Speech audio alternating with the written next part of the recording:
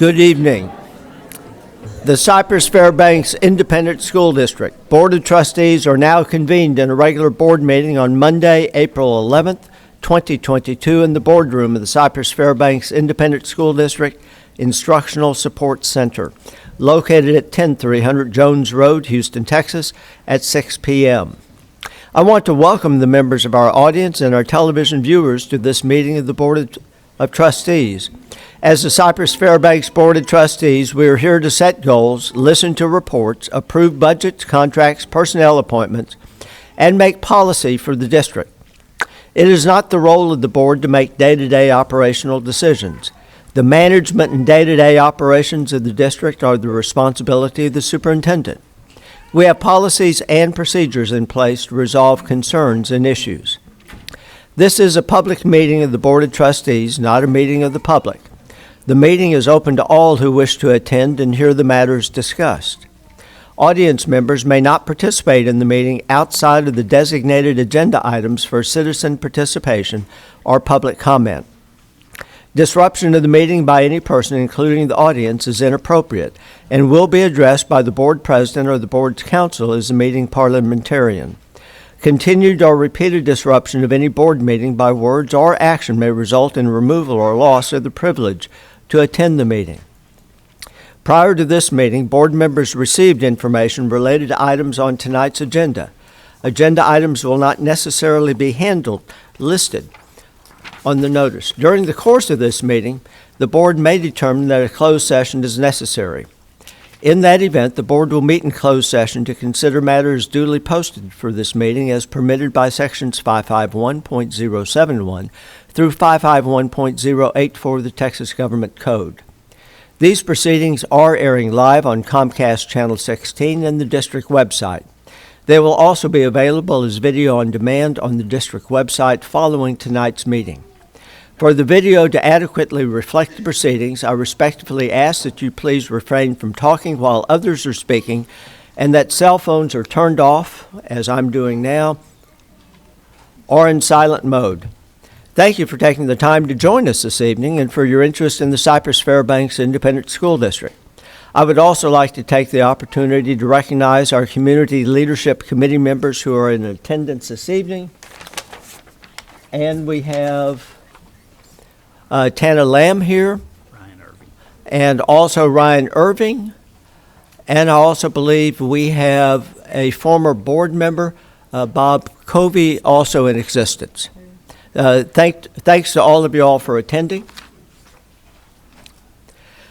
The invocation for tonight's board meeting will be given by track star Dr. Doug Kringle, pastor of the Family of Faith Lutheran Church.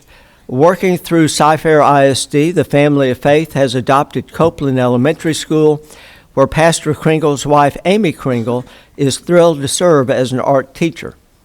Dr. Kringle also serves on the CPOC committee at Copeland Elementary School. Thank you, Dr. Kringle, for your ongoing support of the district and for being here tonight. Before the invocation, I will introduce the Cypress Springs High School Air Force JROTC cadets who will be presenting the colors this evening. Carrying the U.S. flag is Color Guard Commander Cadet Captain Preston Grant. Carrying the Texas flag is Cadet Technical Sergeant Jasmine Diaz. The U.S. Guard is Cadet Second Lieutenant Shane Garza, and the Texas Guard is Cadet Second Lieutenant Karen Garcia. These cadets present the colors to you under the direction of Major Jerome Frederick, retired, and Technical Sergeant, retired, Marvin Waterman. At this time, I would ask you to please stand for the invocation and followed by the Pledge of Allegiance.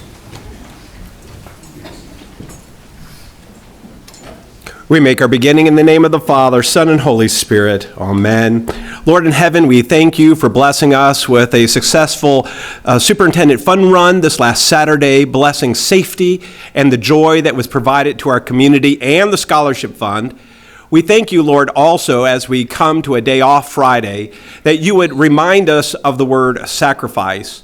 We thank you for the sacrifice of board members and tax-paying public and teachers and staff members and faculty and the students and their families, that we might have an excellent community where children and youth learn and develop their God-given skills to the benefit of us all. Lord, we pray that especially on Friday, as we also recall the great sacrifice of our Lord and Savior Jesus Christ on the Friday we call Good. Lord, we also pray that you would give us great joy, joy eternal, that you would remind us as we approach Sunday and Easter Day that joy is your gift to humanity. And we pray, Lord, that we would always have hope and joy and peace, the kind of hope and joy and peace that you give us. May it be in our community. Help us, Lord, as we go to graduations and see the joy of graduates, and as children matriculate to the next level of education, give us that joy, Lord, that comes from you. Now we commend this meeting to you and pray that you would give us wisdom from above, that our community would be wisely served. In Christ our Savior's name we pray it. Amen. Amen.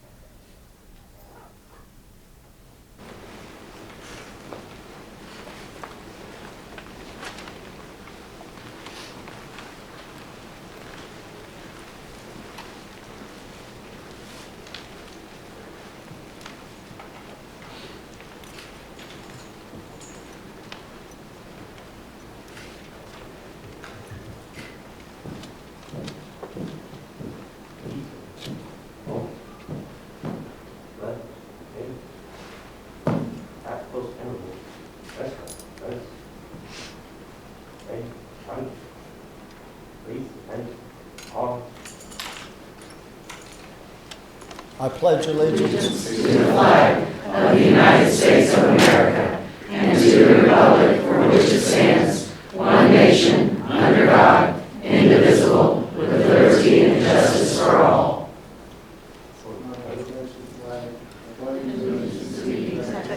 One state under God, one and indivisible.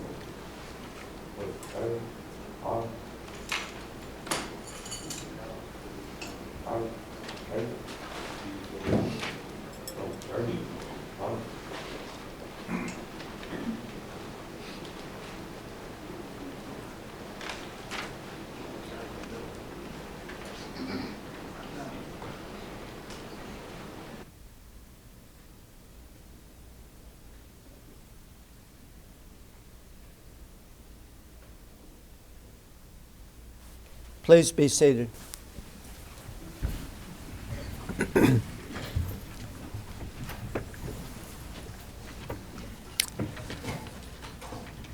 I will now read the district's vision and mission statement. Our vision at CFISD is formed from the acronym LEAD, to lead, empower, achieve, dream. LEAD.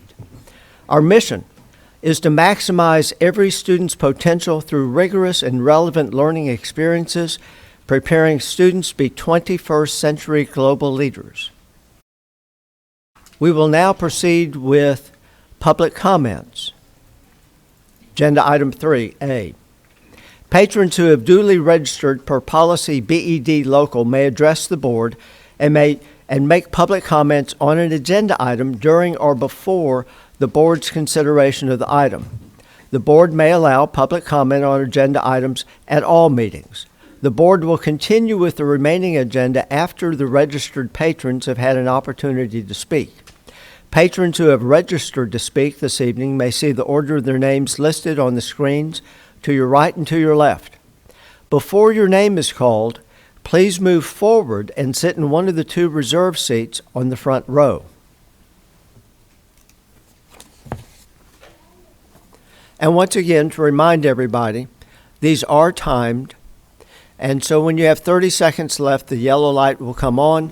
When your time is used up, the red light will come on, and we ask that you promptly conclude your comments. Our first speaker this evening is Dr. Cameron Crowson.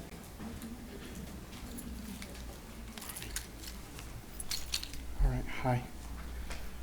All right, so in relation to respecting educators and their meaningful expectations and resources in the classroom, we as CTE teachers need tools and materials to prepare students for the 21st century, including more up-to-date materials, textbooks, and instructional software. For example, computer science feels very underfunded in the classroom. We need rigorous learning materials to prepare students for industry. And that can include materials including certification prep, documents for preparing students for careers, and ways to bridge gaps between the core and the CTE subjects. So that's all I have to say. All right, thank you.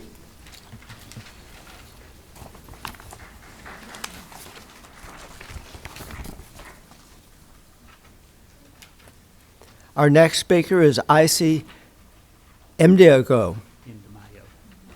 Wait a second. Indemayo. Was that better? Aisha Indemayo. Indemayo. Hi, tonight I'm talking on agenda item 9K3, instructional materials, textbooks, e-books, workbooks, and teacher material. I want to not thank a board member who took extra care and effort and worked and went out of her way to get the book Flamer back in our libraries after it was pulled by the Bridgeland High School administration. If you look at this book at the online resource library, you'll see it was available to middle school and high schools. Something happened. It was me posting about the book and another woman speaking about the book, and for some reason, some schools took it off, some didn't. But I know for a fact a woman who's in the Cy-Fair Civic Alliance, which Julie Heinemann, I think, is a founding member. She was put on this Facebook group days after the last school board election, along with Democratic House Rep John Rosenthal, and also a loser of a House race, Brian Henry, and also somebody running for ESD 9, Tommy Baylez, and also Tana Lamb, who assaulted me last board meeting in January that I testified to last time. So Tana talked to the school librarian, got the book Flamer put back in libraries, and Julie Heinemann, seeing the post, let it happen. So how do we have two different community groups speaking out about a book, and then this community group called Cy-Fair Civic Alliance talking to librarians with all the support of these organized politicians behind them, and the book is back? Who is in charge? The Cy-Fair Civic Alliance or parents? Thank you very much.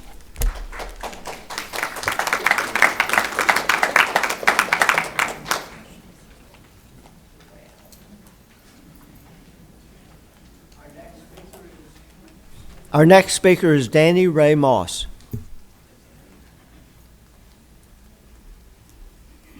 Okay. Hi, my name is Dany Moss. I'm a former educator here. The book in question, Flamer, I just want to let you guys know, because I don't know if the public is aware of some of the content. So if you're offended, don't come for me. These are the people in charge. Here's one of the quotes.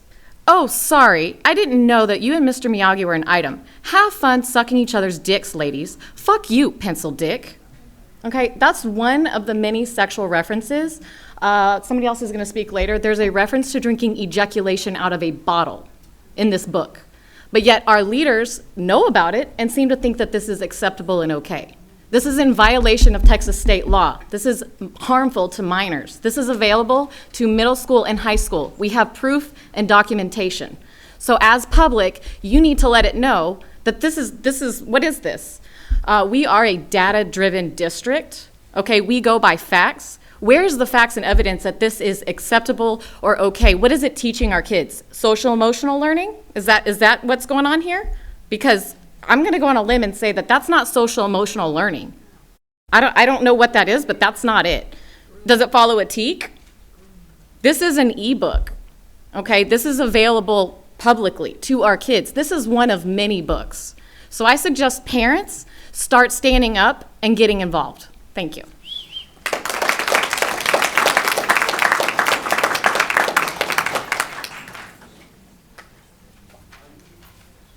Our next speaker is Alexi Swarsky.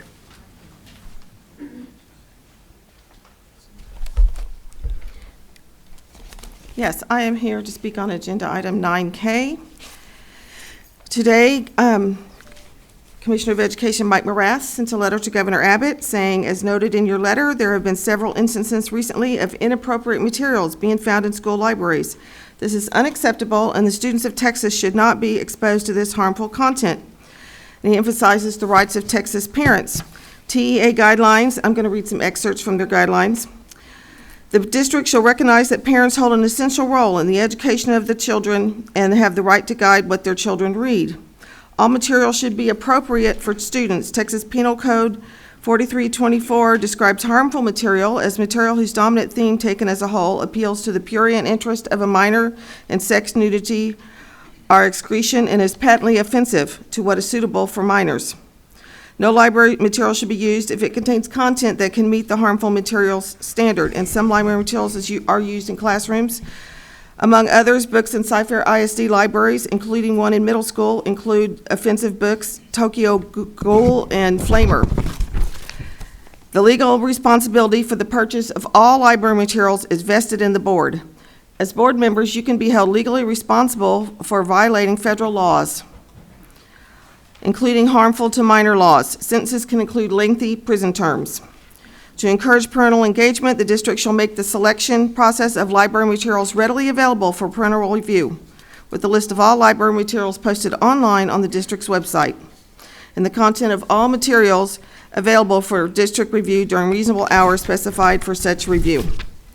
When acquiring new library material, content not previously acquired, and I suggest that books need to be reviewed that we currently have in the libraries, the district-level librarian or designee should submit a list to the superintendent for inclusion in a board agenda. So I expect to see new library books listed in a board agenda, not just that vague listing of agenda items that are in today's agenda.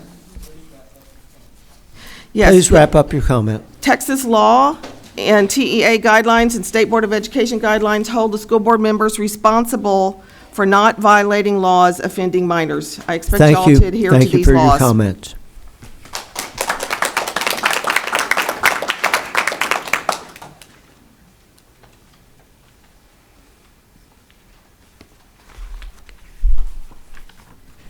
Our next speaker is Donna Stallone.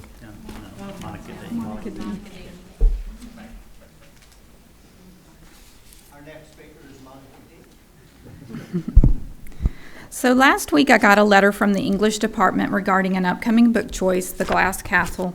This is the first time I've ever received a letter with a book review, so to speak. And it says, because of the realistic portrayal of Jeanette Wall's childhood, the text includes some profanity, vulgar language, and references to physical and sexual abuse. While I appreciate the transparency now, where was this type of review when my son was given this book to read several years ago? I'm upset that I didn't do my due diligence instead of trusting what was given to him was age appropriate. And of course, I did not know that it would include sexually explicit material. Since I had this book at home, I thought, you know what, I'm going to open this up. So I come to a page randomly. It says, one night when I was almost 10, I was awakened by someone running his hands over my private parts. At first, it was confusing. I just want to play a game with you, a man's voice said. I recognized the voice. He tried to walk us home from school and had given Brian a magazine called Kids on a Farm with pictures of boys and girls wearing only underpants. Pervert, I yelled and kicked at the man's hand. We decided we would go on a pervert hunt, and just like that, demon hunting, except the enemy was real. Then Dad came home, and we told him what had happened, and he said he was going to kill that low-life son of a bitch. He and Brian and I went out on a serious pervert hunt. And then another random. In the locker rooms I'd been in, the white women always seemed embarrassed by their nakedness and wrapped towels around their waist before slipping off their underpants. But here, most of the women were just buck naked. And others had pillowy behinds and huge swinging breasts. So I immediately contacted the teacher and told her my daughter would not be reading this kind of material. Was there any other choices? She sent me some other choices. 2 of them had to do with physical and sexual abuse. Luckily, I found one that was an uplifting about a boy that was going to climb Mount Everest. But will Cyfair clean up the campus and online libraries and choose to be educators instead of groomers?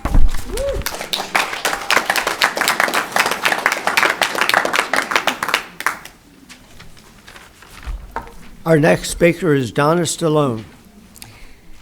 I'm here to testify on 9K on instructional materials and online library textbooks and ebooks.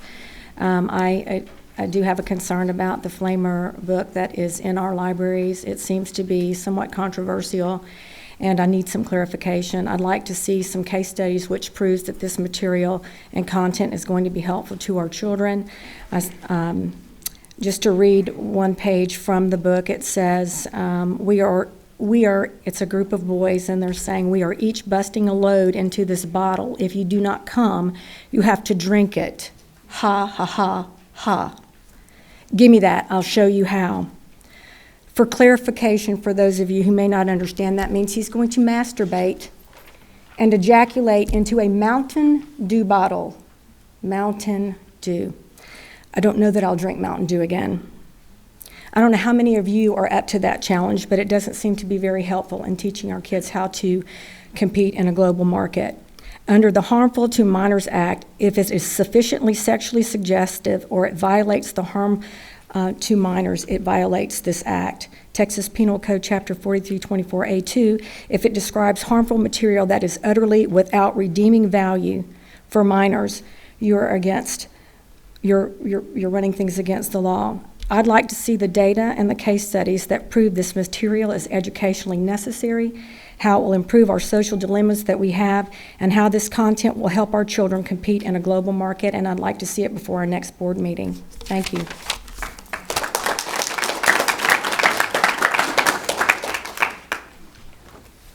Our next speaker is Julie Ricks.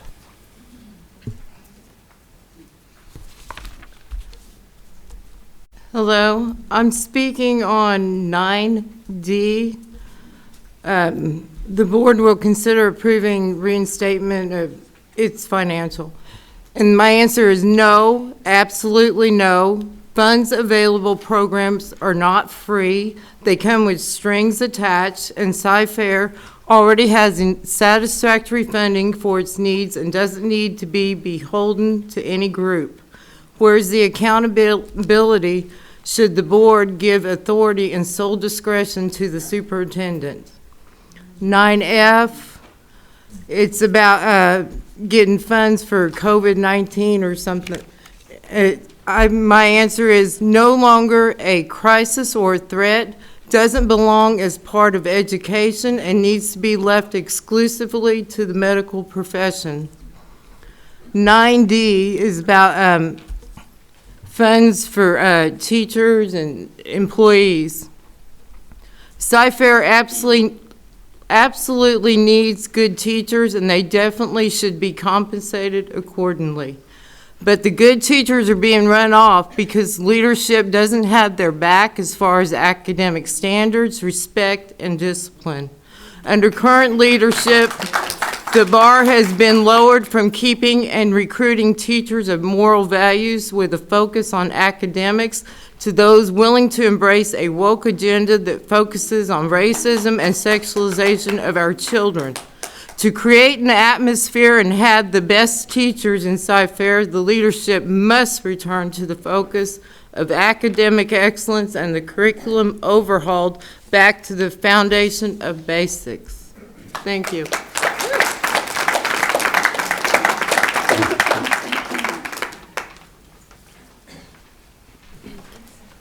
Our next speaker is Stacey Demeyer. Hello, I'm Stacey Demeyer, and tonight I'm speaking on agenda item 7A, the demographic update.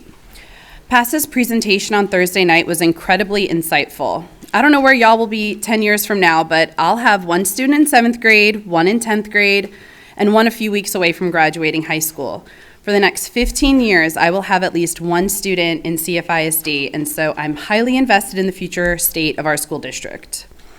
Two things in Pass's presentation stood out to me. First, Cy-Fair's expansion is slowing, and eventually our community's population, and therefore increases in student enrollment, will stabilize. And second, year after year, charter school enrollment has been expanding in our area. These two factors combined can potentially lead to negative consequences for our district and its funding. As Dr. Henry so wonderfully put it, quote, charter schools can determine how many students they want. We have to account for every child that lives within the confines of our district, end quote. Public schools cannot turn away students because they don't have the capacity to serve them. They must grow along with their community, and with this growth comes increases in the district's expenses. I don't have enough time to go into detail on the negative ways charter schools affect public education, but it's pretty clear that if charter school expansion continues, our district might be dealing with a scenario where it has a capacity and therefore cost that is higher than its student enrollment and therefore revenue. It's pretty clear that if we as a community do not stand up to the recent attacks aimed at undermining public education, including book banning, false accusations of CRT in the curriculum, and the constant attacks on our teachers, then we will be left with a school district that is not receiving the adequate funding it needs. We need to support pro-public education representatives, and we especially need board members who are not actively trying to take funds away from our district by supporting and publicly endorsing school choice, voucher-loving politicians. Thank you.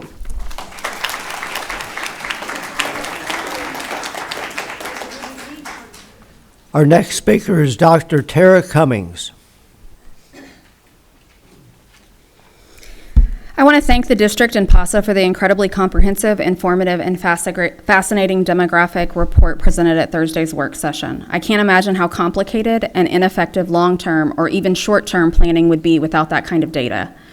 In response to the report, one of our trustees commented that she's committed to making CFISD the very best choice for all families. I'm glad to hear that, but I'm a bit confused and concerned considering some of the anti-public ed political candidates that she and our other new trustees have publicly endorsed. Knowing that charter growth is a threat to our district and public education in general, it's imperative that our trustees mind their votes accordingly and that the community continue to pay attention to such. The same trustee also stated that in the future she hopes to see underutilized campuses, quote, used for things that families want. Although I agree that the district must be judicious in making decisions about our facilities now and in the future, the primary priority and the factor that sets us far and above other educational options, especially charter and private schools, is the commitment to opportunity for all. The promise that all students, regardless of their zip code, campus, or circumstances, are afforded exceptional and equitable educational opportunities. Speaking of equitable, how about them equity audit recommendations? As a parent partner in education, which, according to our new trustees, makes me the primary stakeholder in education, what I don't want is something along the lines of magnet-type programs. CFISD doesn't need lotteries in order to provide a world-class education to every single one of our students. Opportunity for all means just that. Thank you.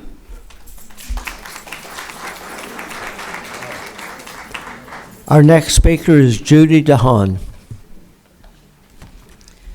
Good evening, and thank you for allowing me to speak on 9K this evening. Community members have spoken numerous times regarding the importance of transparency surrounding board decisions. At the last board working session, an agenda was provided which did not provide any subsequent attachment links, and it still does not. So I ask, we don't know what you're voting on regarding the policies and the contracts this evening. I was informed when I questioned it last week that it was a change in the board management program and a decision had been made by legal counsel to allow board members to see prior to public. Was the board aware of this decision and approve it? And if this is not correct, please advise. When does the public get to know when and what you're voting on? After the decision is made? One I think the board should be concerned about and ensuring they receive and allow public comment in the instructional materials contract vendors. That is, if they have been listening, like you have heard tonight, the community outcry of the pornography and SEL inappropriate content in our learning resources and library materials. And finally, we all want CFISD to be considered one of the best schools, like Dr. Henry said, in the state. The optics, however, are not as positive considering this lack of transparency. Questions arise when we see in the news felony indictments for other ISD staff members as well as county staff members in making contract vendor selections without oversight. A Houston Chronicle article discussing incestuous dealings in Harris County government that mentions communities and schools, Houston and HEB and others. My point again is CFISD is our community, and we want to do our part in oversight to ensure we are the best school district in Texas. Thank you.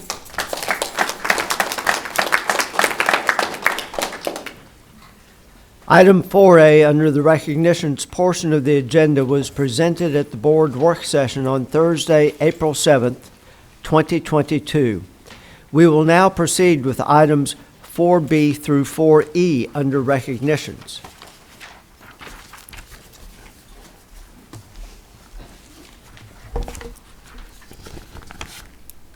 I request that the CFISD Board of Trustees recognize a cadet in the Cy-Fair High School AFJROTC program. Did someone want to give a... Yes, so Scott Henry and Dr. Natalie Blassingame, if you would step down to help in the recognition of this cadet.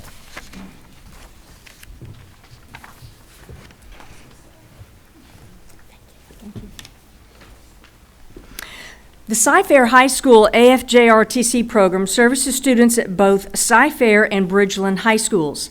One of the cadets from this program was accepted into the AFJROTC Flight Academy. The Flight Academy allows aspiring young aviators to get their private pilot certification at no cost to the cadet during an 8-week summer course at partner universities. Cadet Major Tomas Caruso, if you'd step forward, please, is a Bridgeland student who was nominated and selected to be sent this summer to University of Maryland Eastern Shores. Cadet Caruso is one of 200 Air Force JROTC cadets around the world to receive the scholarship from Headquarters Air Force Junior ROTC, Maxwell Air Force Base, Montgomery, Alabama. More than 1,300 cadets applied for one of the 200 scholarships. There are almost 120,000 high school students enrolled in Air Force Junior ROTC programs at approximately 170 high schools in the U.S. and overseas. The scholarship covers transportation, room and board, academics, and flight hours required to potentially earn a private pilot certificate valued at approximately $22,500.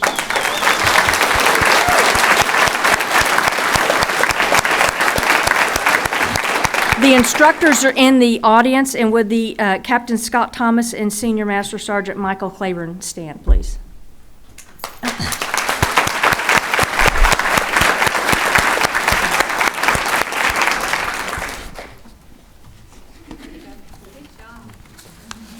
Trustees, if you'll take your seat.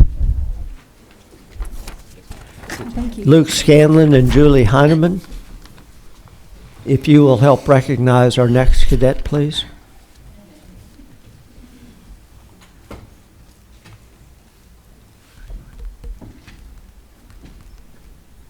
I request that the CFISD Board of Trustees recognize a cadet in the Cypress Ridge High School AFJROTC program.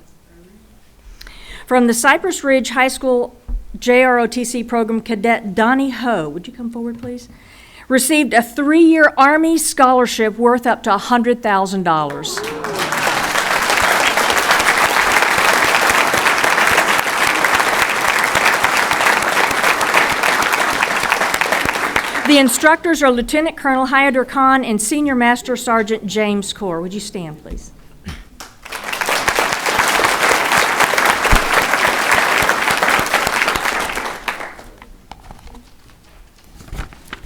Gilbert Sarabia, if you will join me in helping to recognize the next group of cadets.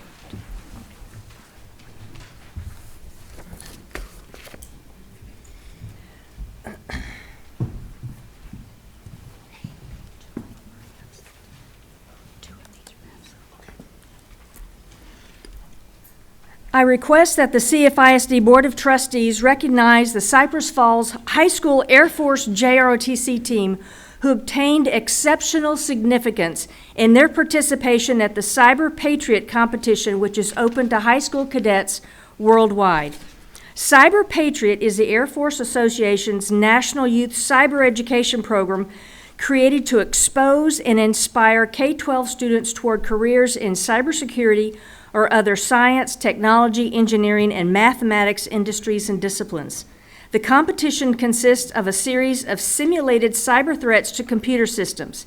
Each competition round lasts about 6 hours as they resolve multiple cybersecurity scenarios. The competition takes place over a series of multiple weekends.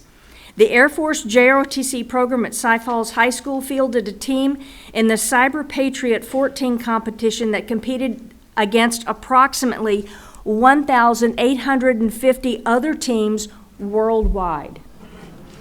This team of 7 cadets scored high enough to earn first place in the Silver Tier All Services Division against all ROTCs across the globe.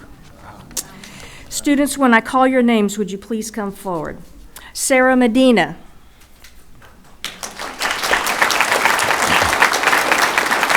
Alexis Huertas. Is Alexis here? Alexis.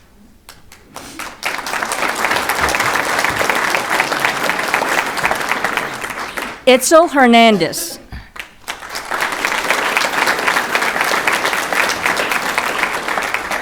And Julia Monahan. I think she's not here. Okay. John Gawkel is the team captain.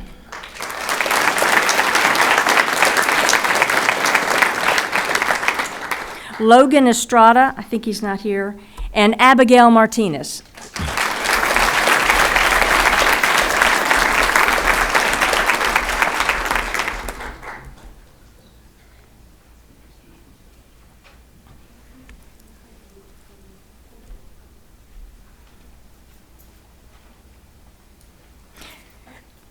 The instructors are Lieutenant Colonel Chris Eccles and Chief Master Sergeant Reginald Merle.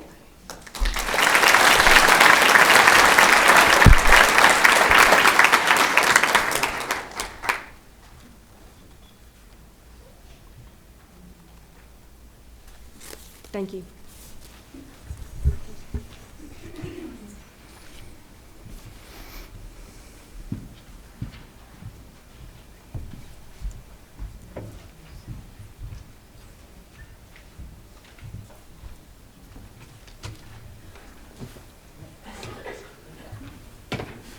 These are always very special moments for us as trustees when our students excel at the very highest of levels.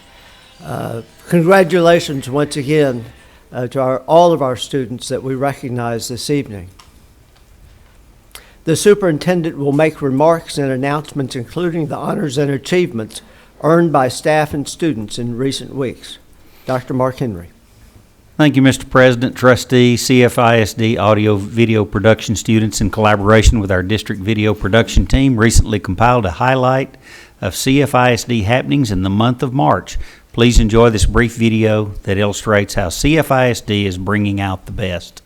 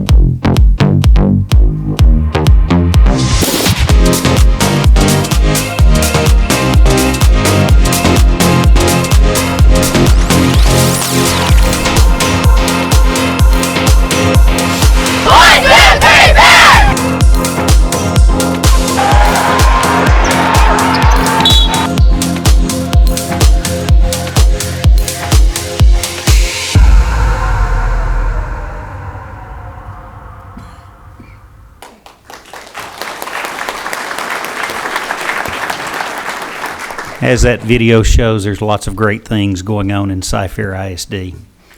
The Cy-Fair Educational Foundation hosted the Salute to the Stars event on April 5th, recognizing our Campus Teachers of the Year and district-wide paraeducator and support staff of the year. In addition, we named an elementary and secondary teacher of the year who will represent CFISD at the Region 4 celebration later this spring. Ellen Cummings from Swinkie Elementary School and Sarah Smith from Bridgeland High School were our Teachers of the Year. Congratulations to these district-wide honorees and all of our campus winners on this tremendous achievement. Congratulations to the Pope Elementary Name That Book team for winning the CFISD Name That Book competition held March 29th at the Berry Center. The contest features teams throughout the district facing a series of questions, giving clues about different books and being asked to identify them. Pope won the competition in the 9th round by correctly naming the book The Amelia 6 by Kristen L. Gray. Congratulations also to runner-up Post Elementary and third place teams Alt and Copeland Elementaries. Ryan Linton, a Langham Creek High School student, was selected as one of 100 nationwide recipients of Amazon's 2022 Future Engineer Scholarships.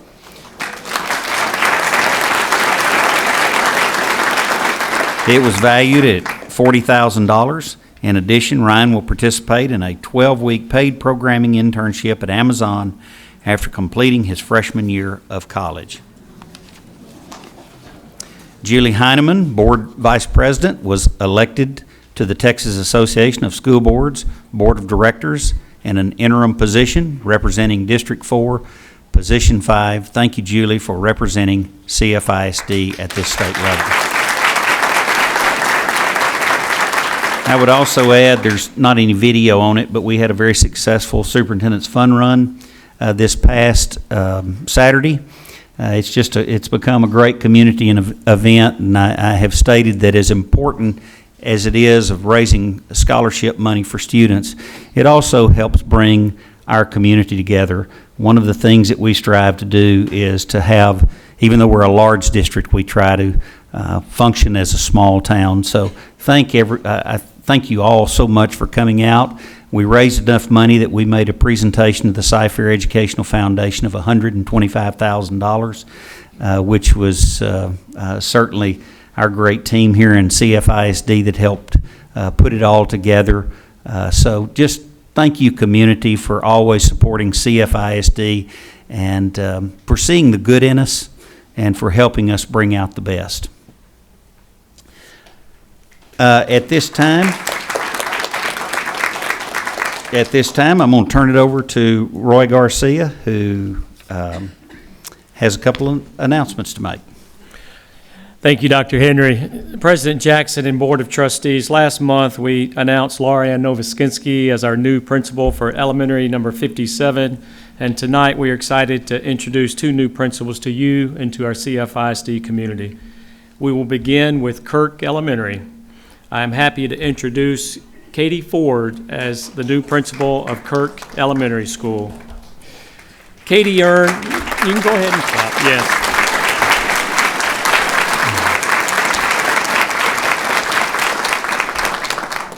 Katie earned her Bachelor of Science in Elementary Education from Abilene Christian University and her Master of Educational Leadership from Stephen F. Austin University. She recently received her certification in school management and leadership from the Harvard Business School. Katie participated in several CFISD leadership institutes, including the Teacher Leader, the Aspiring Administrator, and the Aspiring Principal Institute. She has served as a mentor for new assistant principals and is currently serving on the Teacher Incentive Allotment Full Advisory Council. Katie is in her 15th year in the education profession, serving as a teacher at Horn and Francone Elementary for a total of 8 years. She was a behavioral interventionist and a primary instructional coach at Tips Elementary and has served as an assistant principal at Farney Elementary the past 6 years. She began her principalship at Kirk on March 21st. Katie and her husband Brandon have 2 children, Knox, who is a 6th grader at Goodson Middle School, and Faith, who is a 3rd grader at Farney Elementary. Katie enjoys reading, baking, traveling, and teaching Sunday school at her church. Please join me in congratulating Katie Ford.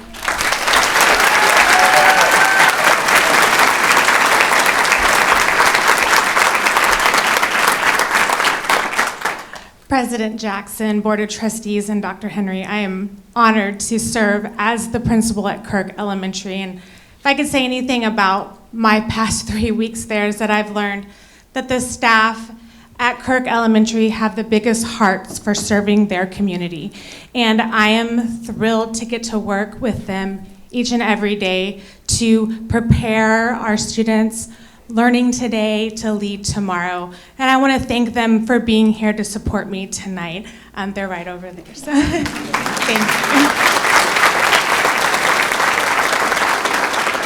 I would also like to take a moment to introduce my family, my husband Brandon, my son Knox, and my daughter Faith. They are my biggest supporters, and I couldn't do what I get to do each day without each of you, so I love you all very much.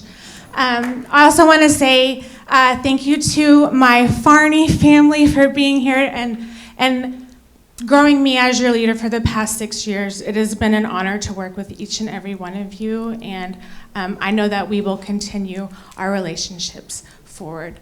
And then my parents are also here this evening. My sister is also an educator at Hamilton Elementary. She's here to support me, and then my in-laws as well. So I just, thank you so much for this opportunity.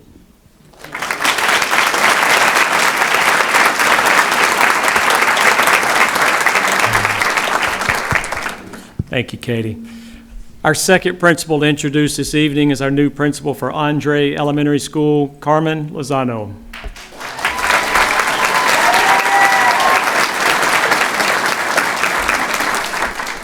Carmen earned her Bachelor of Science in Interdisciplinary Studies and her Master of Special Education from Sam Houston State University and her principal certification from Lamar University. She is currently pursuing her Doctor of Education at the University of Houston. Carmen participated in the Aspiring Principal Institute and has served on numerous district committees. She's in her 16th year in the education, serving as a teacher at Holmesley and Hemingway Elementary.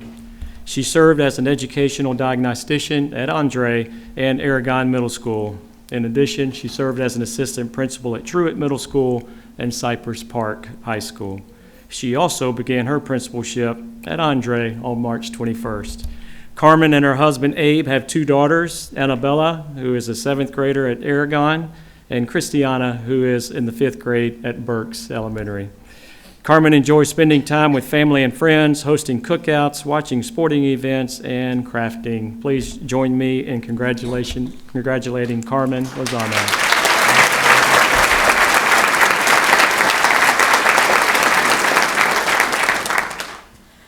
President Jackson, Board of Trustees, and Superintendent Dr. Henry, thank you for this opportunity. As a product of CFISD and a graduate from Langham Creek High School, I am honored to serve in this capacity as the principal at Andre Elementary, where we are going to continue to cultivate a community of excellence where we are empowering our students to succeed.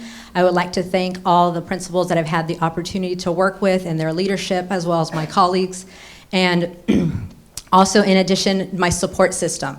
So here I have my husband, Abe Lozano, who is the principal at Watkins, my daughter, Annabella, who is at Aragon, Christiana, who is at Burks Elementary, and then my sister is an educator as well at Francone. My parents are here supporting me as well. And then my extended support system with my in-laws that are here, my sister-in-law that's at Pope Elementary, some friends that are at Cypress Park High School, and then I see many familiar faces in the crowd from various places that I've worked at, including Truett at Cypress Park, where I was currently at. So I see all of you. I know lots of people are streaming, and I don't want to forget anybody from any of those places that I've worked at, including Holmesley, Hemingway, and then also at Andre. And they said, once a leopard, always a leopard, and I'm so excited to be back. Thank you.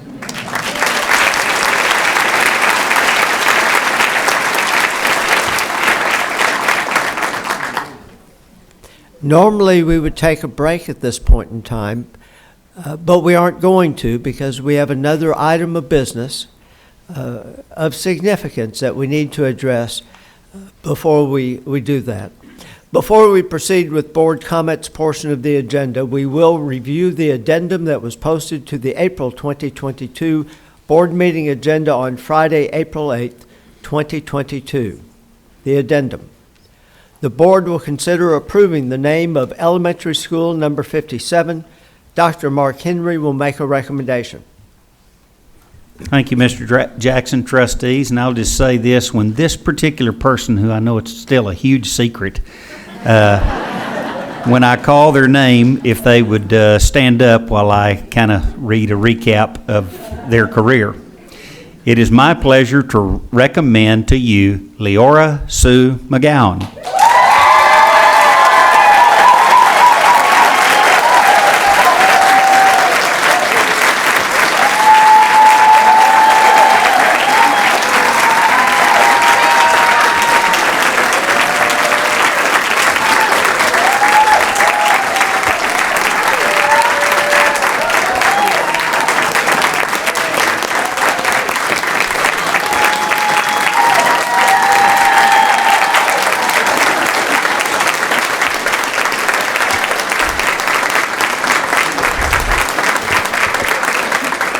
As you probably figured out, not all of these people are Leora Sue McGowan.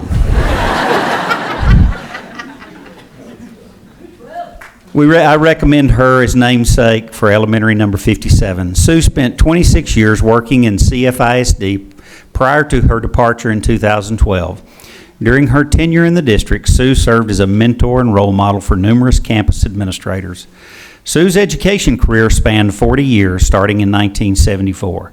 She began as an elementary teacher in Carthage ISD, teaching 1 year before moving to Nacogdoches ISD, where she taught kindergarten for 2 more years.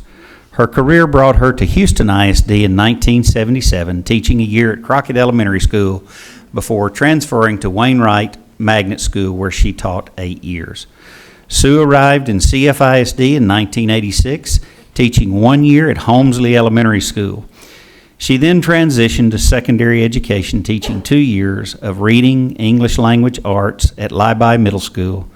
In 1989, she accepted an assistant principal position at Blau Middle School and served 3 years, including a stint as a summer school principal at Cypress Creek High School in 1991.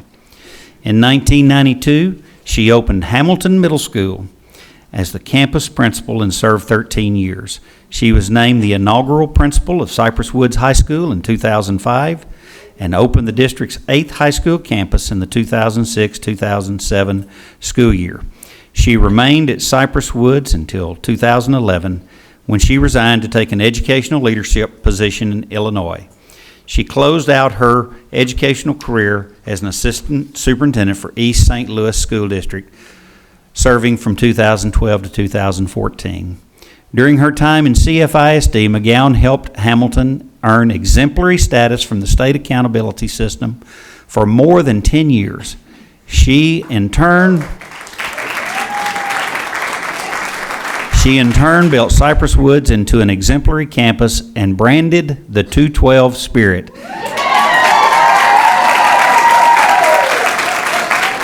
that has defined the campus ever since. She helped Lyby and Blau Middle Schools earn Blue Ribbon status during her 5 years there. She led Hamilton to receive Region 4 Middle School of the Year and Just for Kids 5-star school honors. McGowan served on the Illinois District Committee and helped write the state grant for the middle school SIG grant, leading to $10.5 million being awarded to 2 middle schools. She was a Race to the Top lessons learned presenter at the No Child Left Behind Conference in Illinois, an exemplar state webinar presenter, and a member of the Texas Principal Leadership Initiative Board of Directors. Upon returning to Texas, Sue continues to serve as CFISD Principal Coach and Alternative Certification Supervisor. Elementary School number 57 will be located on Tuckerton Boulevard in the Parkland Village section of Bridgeland Community and is set to open in the 2022-23 school year. And all I would add to that is what separates Sue is she's a culture builder. And she built a strong culture at Hamilton that continues today. In fact, one of our board members, as I was talking to him last week, he said, I know Hamilton is good and the current principal is great, but there was something deeper there, and that goes all the way back to Sue. And then Woods, this 212 spirit, you can see it, you can literally feel it when you're on that campus and around the young people and campus staff and families at Cy Woods. So, Sue, on behalf of Cy-Fair ISD, thank you for all you've done. And Mr. President, before Sue says anything, I want to make my recommendation to you, and I'll let the board take it from there. Mr. Superintendent, we have received your recommendation. May I have a motion to approve the agenda item as recommended or amended? Mr. President, I move to approve the addendum agenda item as recommended. May I have a second? I second. Motion has been made and seconded. Are there any questions? No questions. We will now take a vote. All in favor, please raise your right hand. The motion carries. All right.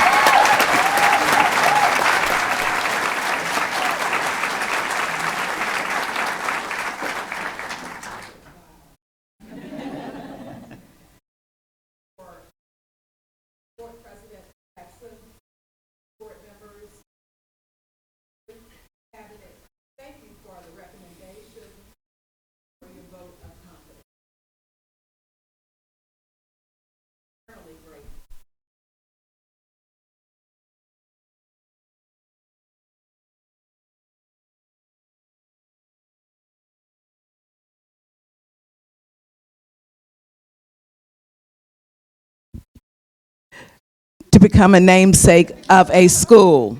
Usually my voice carries, as most of you know, right? My parents were educators. I know that they are here with me tonight. My dad is a namesake for a campus in Nacogdoches. My mother was a teacher who also taught me. And so education has been something that I was bred as an educator. And I truly internalized the need to create that quality education, top education for every single student that we serve. And we didn't take that lightly. We took that seriously. We made it a top priority each and every day, each and every hour, each and every minute of the day.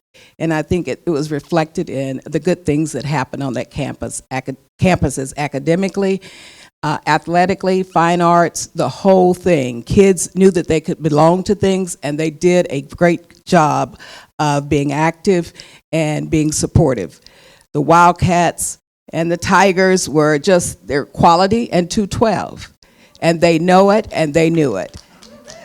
Today began very special, as a Wildcat was the photographer this morning, and so that was kind of neat. I'd like to introduce my husband of 42 years, Lonnie McGowan.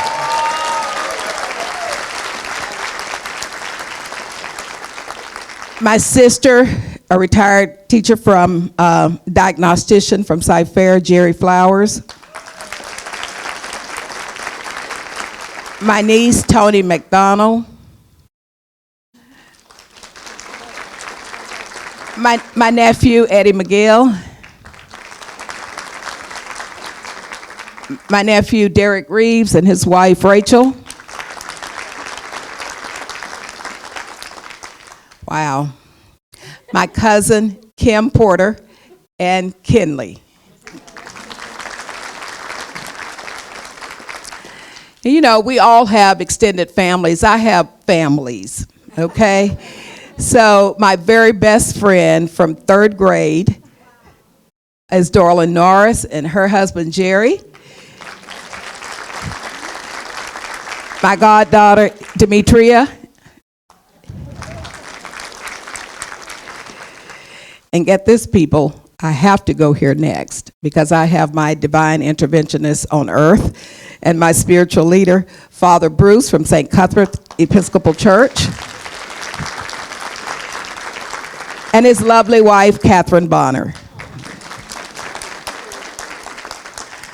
And then my next families, Randy and Sharma Duck. We raised our children together. The Spiller family. And oh boy, my son's in-laws, who are better friends to me than they are probably to him. Please stand up and be recognized, the Williams and White families.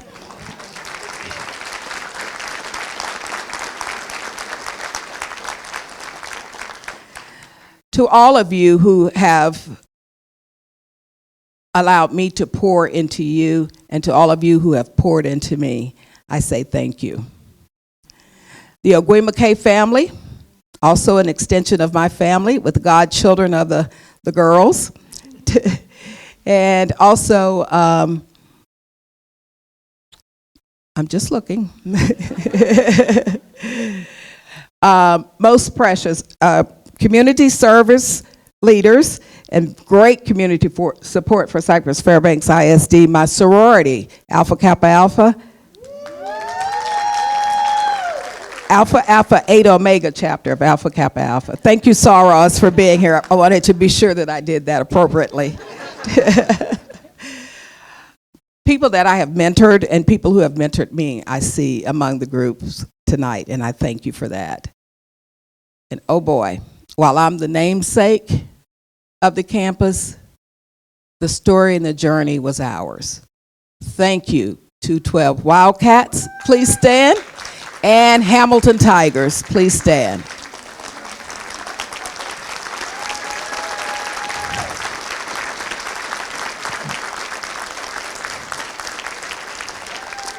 My, what a journey.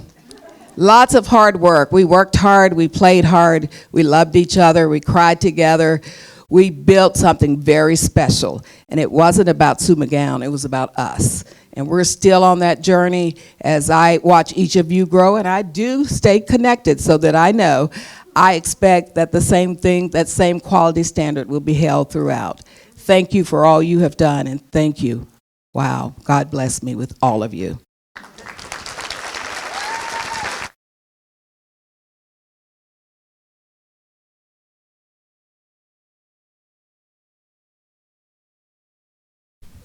I have to remember to push the button. We will now take a 5-minute recess, and of course that 5 minutes, because we have a number of people here who may want to talk to other people, may stretch a little bit, but I will call everybody back in after an appropriate time. So Marnie, may we proceed? I have your permission? Yes, I'm sorry. I'm back in my seat. You're ready. Thank you. We will now proceed with board comments. 5A, any board member may make a comment during this portion of the agenda without prior posting being required. Comment items may not pertain to the character of any students, staff, or board member and may not be discussed or deliberated upon at this meeting. I will start to my right. Mr. Henry. Thank you, Mr. President. Thank you for everyone being here tonight, and thank you for everyone being here online as well. My congratulations to all the honorees tonight. It was great meeting everyone, and especially to our newly named schools. As the end of school is drawing near, and as I talked to many teachers and kiddos this past month, instead of counting down the months, they're now talking about counting down in days. To our kiddos, I want to suggest that maybe you start, don't give up. The hard work is still ahead of you. I want to give you some encouragement. And although some of you are looking forward to graduation, it'll be here before you know it, let's don't forget to finish strong. I want you to stay encouraged and focused. For some of you, as you stand before the threshold of your biggest adventures of your life, graduation, just think about this. And I heard this week on Paul Harvey. It was pretty interesting. It says 20 years from today, half the products you're looking at today aren't even in a dictionary right now. It's pretty interesting to think about. Your time is very limited. So let's don't waste it. Let's don't waste that time. Let's don't be trapped by the dogma which is living inside the results of other people's thinking. Don't let that noise of others drown you down of your own inner voice. And most important, let's have the courage to follow your own heart and your intuition and be strong. As Martin Luther King once said, you don't have to see all the steps of the big suitcase. Suitcase. I don't want to think about vacations. Let me repeat that. Martin Luther King once said, you don't have to see all the steps of the big staircase. All you have to do is see the first step and start climbing them. Now is your time, kiddos. Now let's get out there and let's take it. And as I started in the very beginning, let's finish strong. That's my encouragement to you. Thank you. Dr. Blasicki. Thank you so much. Wow, Sue McGowan, what an inspiration. I'm still a little emotional about that. I think we could all learn from her. I'm going to set a 2-minute timer because our citizens of the district are given 2 minutes. I'm not sure I'll make it, but let's try. Since State Girls is given 2 minutes, I'm going to attempt to do it in 2 because those are the people we're elected to represent, and I'm going to make a point about our representation of voice. I would like to propose that the board review our policy around the number of speakers allowed during citizens' participation in other parts of the board meeting. I believe voice, parent, community, student, teacher, staff, other voice is critical to the board's role in determining the vision and values of the district. I've surveyed the policies and practices of large urban districts in Texas, and I will tell you that of the 35 that I took data down on as far as the number of people allowed to speak, the time allotted, other rules pertaining to public comment. Of the 35, 15 had no limit. Some had 7 per item, 60, 25, 32, 30, 20, 25. Only 2 out of the 35 allowed 10 people to speak. So I would love for us to be able to have a chance to revisit that and see if there's a way that we can get more voice, being the 3rd largest district in the state of Texas. Going to keep talking quickly. 2 minutes goes quickly. Last month, I requested that that discipline be on the board agenda. My express purpose was to respond to the concerns voiced by educators, parents, and students. I look forward to healthy conversation around that item in the future so that our wonderful administration can lead responses that support our teachers in our classrooms and teach our students about responsibility and appropriate boundaries. I would like to request a literacy level report during our June meeting when we have end-of-year reading levels, and once those have been recorded. I was pleased to get data in February at the district-wide level, and I look forward to hearing about those, the results of the amazing plans for refining interventions that happened as a result of the last data. As we make decisions around resources and budget approval this spring into summer, this data will help make informed decisions about the resources matched to the highest need areas. And because there's just a little time left, our spotlight teachers are an inspiration. Attending that session just reminded me why I choose to volunteer my time in this way. I'm so proud of the incredible parents, the incredible teachers that make us the best choice for all our parents. We appreciate our teachers. That was 2 minutes. You should have timed me. Gail Barrett. That's kindness on the board, member compadre. Thank you. Mr. Sarabia. Yes, welcome everybody, and yes, congratulations to everybody honorees tonight. I wish we could have those kind of evenings all the time. Besides getting around and seeing multiple events, the pass and review earlier was outstanding. Got to sit down and sit with Miss Spillane, who started the program, if I believe that's right, the JROTC, and during the review, which was outstanding, and finding a way to get everybody involved. She was looking to create a leadership program, and my God, she sure has, and stuff beyond all dreams here. Also, finally got to attend a national conference where the last 2 years we were unable to get to, pandemic, and made a lot of different sessions.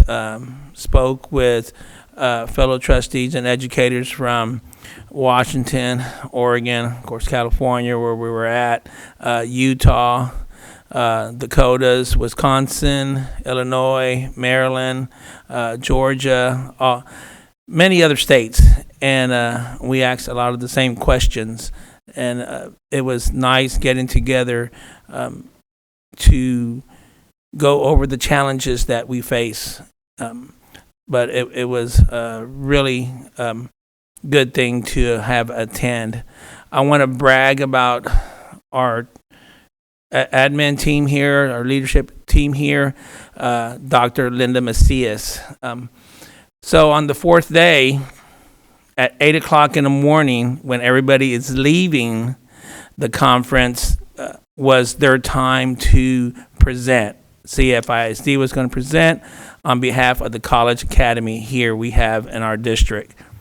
So I think Dr. Henry was jokingly saying, I'd be surprised if we get 10 or 12 people there at 8 o'clock in the morning.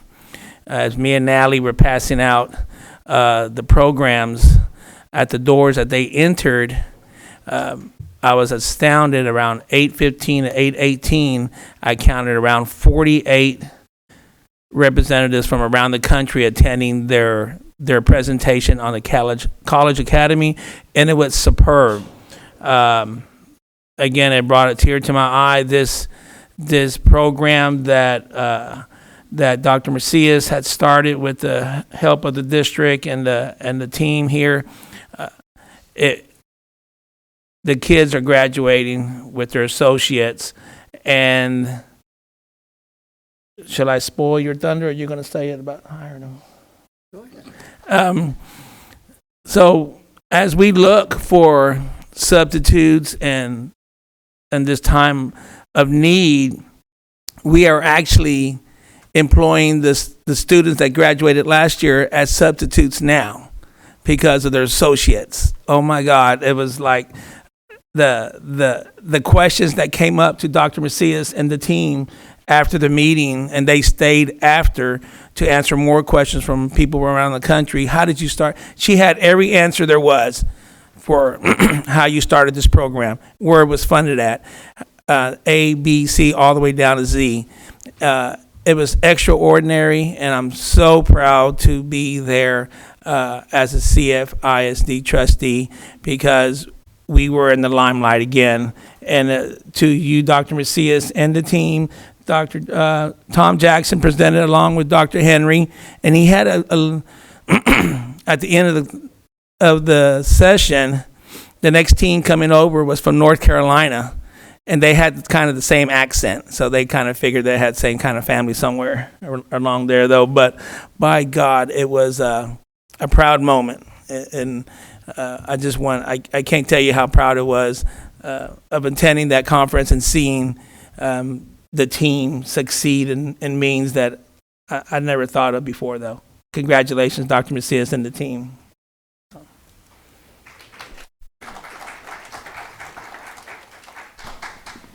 Since the past month, I've given over 40 hours of service to the district. Special joy was Salute to the Stars. As is my wont, I was a table sponsor. I hosted Libi Middle School, where each of my 3 children attended. The Teacher of the Year was a science teacher and a CFISD graduate, and the daughter of yet another district science teacher. It was a night to applaud all that is good with public education in our district. We celebrated those who persevered with excellence through COVID and Zoom amid the currents of academic and social learning losses. Literally the morning before, I was in San Diego along with 2 of my colleagues, presenting at the National School Board Conference with Dr. Macias and Dr. Henry regarding the College Academy approach to Sci-Fair. Although Mark and Linda did all the heavy lifting, I was happy to contribute a trustee's point of view and share observations gleaned from hours of assigned reading, thank you, Linda, and a very special 3-hour student and staff interview stop at Cypress Lakes High School, where it all began. I give my coveted tip of the hat to all who participate in the success of this program. The Sci-Fair approach is to take programs initiated by other districts and modify them to fit the Sci-Fair business model to create effective and efficient outcomes. The College Academy now has over 2,500 students enrolled, spread across each of our comprehensive high schools, all seeking to earn a high school diploma and an associate science college degree, while maintaining the ability to participate in co- or extracurricular activities of their own choosing. All of this without the need for a standalone building or segregation of staff and students, sidestepping some of the deleterious effects of a charter or magnet program. It is also JOTC recognition time of the year, and so I was in Dallas and then made several stops at the Berry Center in this regard. Despite uniform shortages from supply chain issues and COVID hampering drill practice, the Cypress Ridge cadets led passing review. It was both sharp and well attended. I attended military banquets for Cy Springs, Cy Park, Bridgeland, Cy Fair, and Cy Ridge. This program, as my colleague noted, was the vision of Carolyn Spillane, and it is an important piece of the puzzle for academic attainment for all students. Visiting with the student, staff, and campus leadership is always a special occasion at these events. In January and February, as part of our review of the board monitoring program, the board discussed discipline matters and took the steps of the removal of a major social and emotional learning program, permitted far greater student discipline referrals, while voicing continued support of both our police force and mental health resources to be at budgeted full strength. Pre-COVID, our alternative learning centers seldom approached half capacity. When I would tour those, I often wondered aloud to myself, how can we afford having these facilities when there are so few students? Well, now I'm proud to report, and that's a little tongue-in-cheek, that both of these facilities are brimming with students eager to redress and return to their home campus. One of the jobs of trustees are faced with the evaluation of the superintendent. Long before the creation of Lone Star Governance by TEA or XG by TASB, this board created a board monitoring program in conjunction with senior management to help chart a path going forth and provide a means of evaluation of the superintendent. In fact, board members of this district presented at that very first TASB XG to show what could be done. Most trustees across the state, as I learned, never participated in the evaluation of a CEO, and this is a steep learning curve. Evaluation cannot be done in a vacuum and only has meaning within a broad context. I will share with you my thoughts. Dr. Henry has done a superb job in leading this district through the second round of the pandemic, granting flexibility to parents not offered by many other districts in our area. All the while, student attainment dramatically outpaced the state and ESC and remained ahead of its cohort comparison group. The upgrades for technology and mental health that were planned before the pandemic clearly answered a tremendous need, while the fiscal conservatism of the district provided flexibility that few other districts possessed. I stamp his evaluation for the year under review as exemplary. I apologize to the viewing audience and my colleagues for exceeding my word limit this evening, and I promise I will be back on my diet next month. But a concluding comment for those of you all who were able to be at the Superintendent Fun Run. It was a grand affair. I must admit, my daughter, who ran a 10K in Austin, her time for the 10K was only slightly better than my time for the 5K. But once again, a good time during the past month as we celebrated many of the successes of our district. And now, Mr. Scanlon. Thank you, President Jackson. Teachers, parents, students, stakeholders, and board members. So thank you for attending tonight, and I'm so excited that we had such amazing recognition this evening. That's always really fun and so rewarding. It's wonderful to see all the new principals getting recognized and the student achievement, which is astounding. And then Mrs. McGowan being recognized and named. That was really fun. And so it's wonderful to be able to do all those things, and I'm grateful for the opportunity to be a part of it. So I like to always highlight when I've had an opportunity to visit and an honor to visit one of our schools. And so recently I was able to visit and was invited to attend Watkins Middle School. And it was interesting, and we don't have them here at the moment because prudently they left. Dr. Abe Lozano and Dr. Felicia Hayes and there's Dr. Hayes. Stand up. Thank you so much. Great. I was looking for you earlier. I didn't see you. All right. So they invited me out, and it was a wonderful affair. And so I'm going to highlight a few things because I think it's important for the community and the parents and the students to hear some key things that I observed.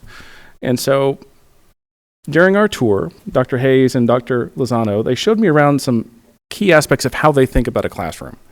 And so me, as someone who is interested in management skills and studies, and especially as applies to just helping people to succeed, I was really keenly interested. So one of their key focuses is the ability to transition a student from elementary school learning style into middle school and high school learning style. And I thought that was fascinating and very appropriate. And so what does that mean? As we go out and visit elementary schools, you see things on the walls. There's things on the walls everywhere. And it's because we learn based on location. We kind of group concepts in a physical space. Everybody does it. That's one of the methods that we learn by. And so as they brought me into a 6th grade classroom, Dr. Hayes and Dr. Lozano pointed out that as a learning tool, they continue to put key math concepts, and this was a math class I was viewing, key math concepts at specific positions around the room.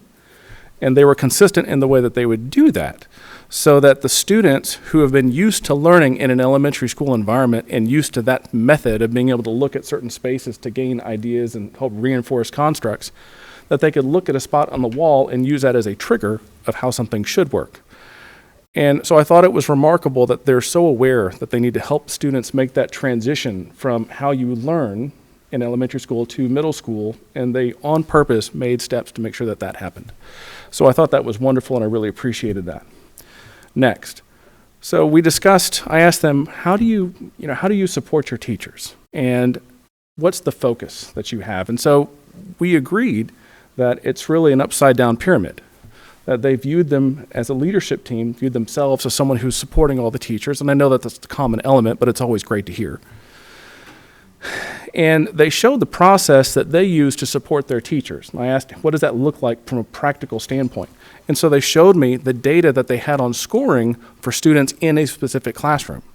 And they helped the teachers in the classroom by doing the data analysis for them of where their students were at, so that the teachers could come in and review data that had already been set out to figure out, is someone meeting level, attaining level, they need some specific help.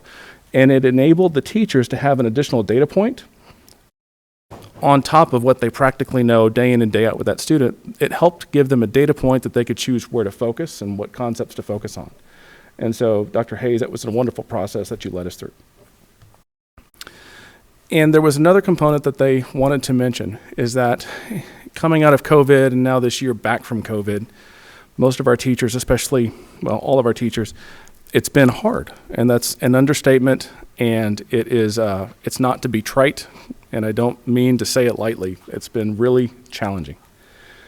But they also use this method as a way to expressly show a victory when the student moves from one level and they improve to the next, that they use that as a celebration point for the teachers so that they can celebrate with them and help the teacher understand that they've had success. And sometimes the teacher finds out in the meeting that, oh, a student is now attaining where they were not before. What a wonderful accomplishment to be celebrated in front of your leadership. So that was awesome. Something that I thought was profoundly important is that when I visited our last class, it was a 7th grade science class. And so there was a young man who was extremely eager to answer a question. And I asked,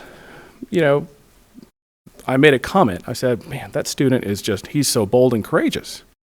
And Dr. Lozano said, yeah, you should have seen his older brother. He knew the family, and he was at a school previous working at, I believe, Cy Park, if I'm not mistaken. And he knew the older brother of that student and had the opportunity to reach out to the parents one day. And while on the phone, he and his dad recognized, wait a minute, we know each other. I've spoken to you about your other boy. And so we saw this generational courage to be bold and to find learning and to have courage in learning.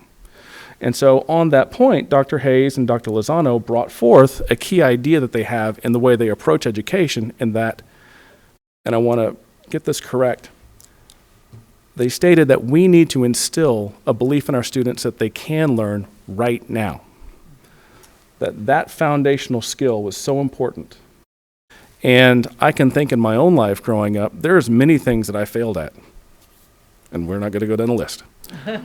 But many times I had to work to try to overcome, and it was a courage that I always had, but I never really figured out where I got it from, that I could figure something out if I didn't understand it. And so they, on purpose, are working to instill that courage that their students can understand, they can learn, and they can be aggressive in pursuing their own improvement. And I saw evidence of it in class, and it was wonderful to see. So Dr. Hayes and Dr. Lozano and the Lozano family, it was a remarkable culture that you were building at Watkins Middle School, and I'm so appreciative of it. And you're so much of what is going wonderful with our district, and I wanted to take a moment and highlight it for everybody and put it out there for your teacher family. Thank you.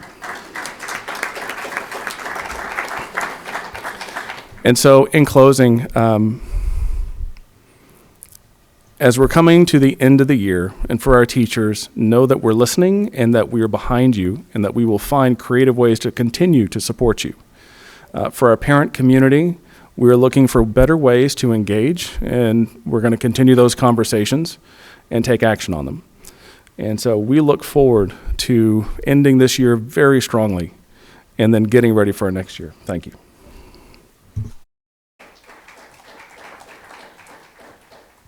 Ms. Blackshear. Yes, thank you. Good evening, everyone. It was, I think, when we can see the success of our students and recognize them and honor that success, it's always a great evening. And indeed, it was a great evening to honor a great educator as Sue McCowan with naming a school after her. I've known Sue for many years, and it is a well-deserved honor. First, I'd like to congratulate my colleague Julie Heineman on being elected to the TASB Board of Directors. Congratulations, Julie. And then I believe Tom, or Mr. Jackson, talked about Salute to the Stars, which was held last week. Unfortunately, because of my continuing recovery from COVID, I think this was in the history of Salute, only the first one I have missed, and it broke my heart to do that, but it was just way too big a gathering for me to take that chance. But I do want to let all of our Salute teachers know how much I honor you, how much I respect you, and the job you do every day in the classroom, making a difference in the lives of our students. We cannot give enough gratitude and thanks to our teachers and their support staff and administration. It's a team effort, and I believe we do it well in Cy-Fair.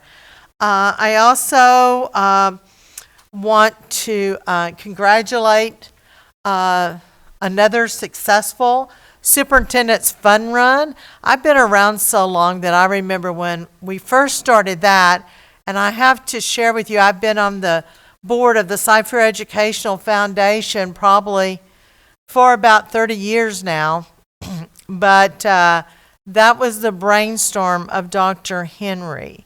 When he came to this district, how could we raise more money for scholarships for our students? And I remember the first one, I think we were hoping for 10,000, and I don't remember the amount, 33.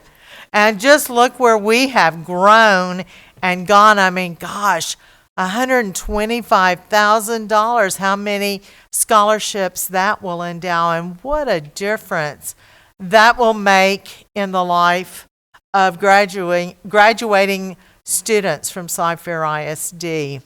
And I'm excited as we go into this final run of the school year. There's a lot of things exciting going on. Tomorrow night we'll recognize our National Merit Scholarship students. And then, of course, there's many end-of-year events coming up, and then finally graduation. I did, since I'm not able yet, I don't have the strength to walk the halls of the schools. I am doing campus visits by phone. So since the last meeting, I visited with Liz Miller at Swinky Elementary. And if you've never had the opportunity to meet Liz, she is a phenomenal principal and has a great staff. I had 2 grandchildren who attended Swinky and went all the way through there. And then I also visited with Liz Woods at Salyard's Middle School, and Liz is also just a phenomenal educator and principal in our district. So I'm looking forward to the day. I'm a long hauler. I'm 8.5 months into my recovery. It's not going as fast as I want. If you know me, you know that I'm used to being in the middle of everything and participating, and it has truly been a trial of patience. But hopefully in another 12 months or less, I'm praying, I will be back doing all the things I love, visiting schools and being able to participate in more events. But thank you as parents and stakeholders for your participation in our meetings. And again, a big thank you to all of our educators and our school district staff for what they do every day. Don't ever doubt but you make a huge difference. Thank you.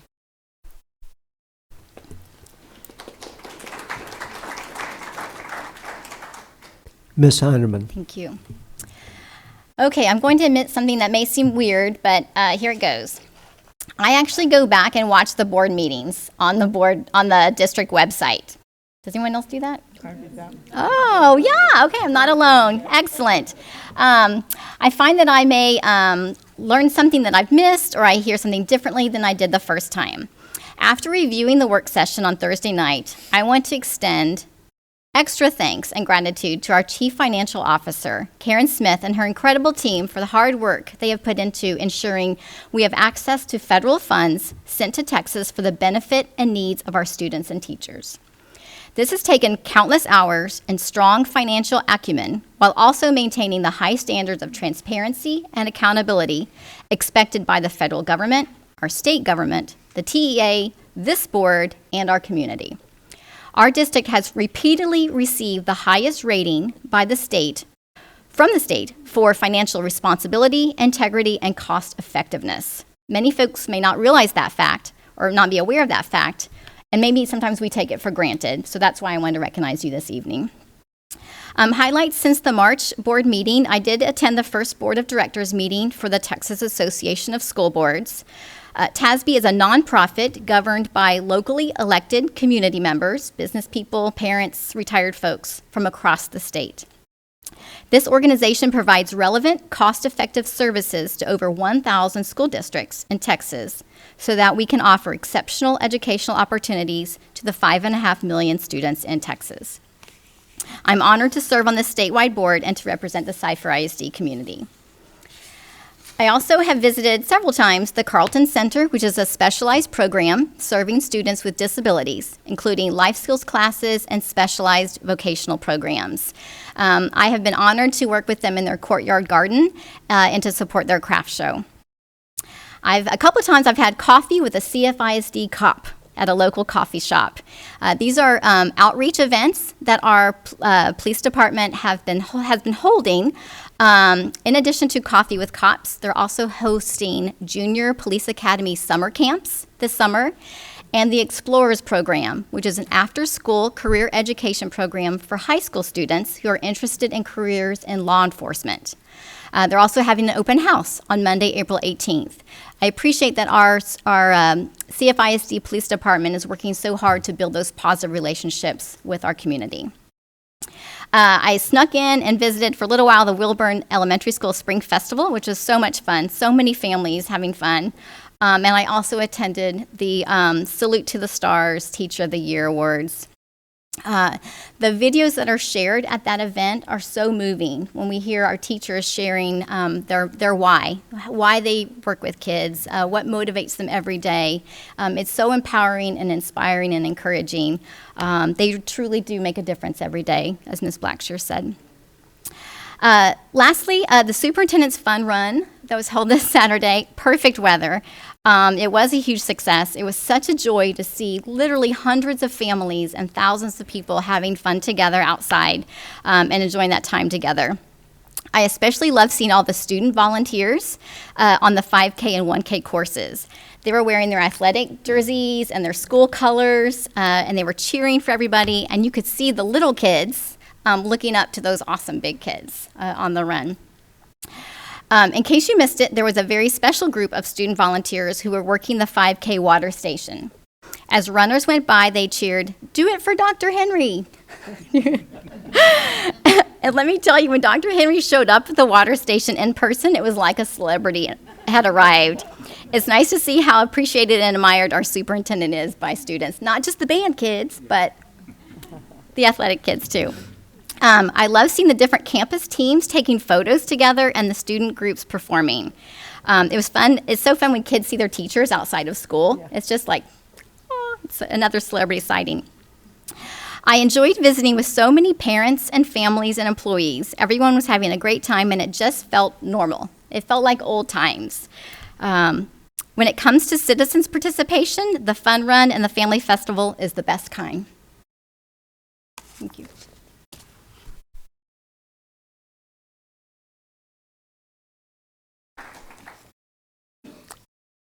I would have to have an addendum of my own. Principal April Wright will never forgive me if I do not mention that I was at the 40th anniversary celebration of Lowry Elementary, where my kids attended school.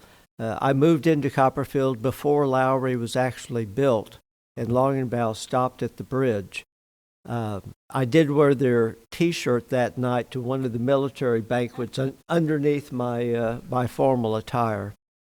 We will now proceed with citizens' participation.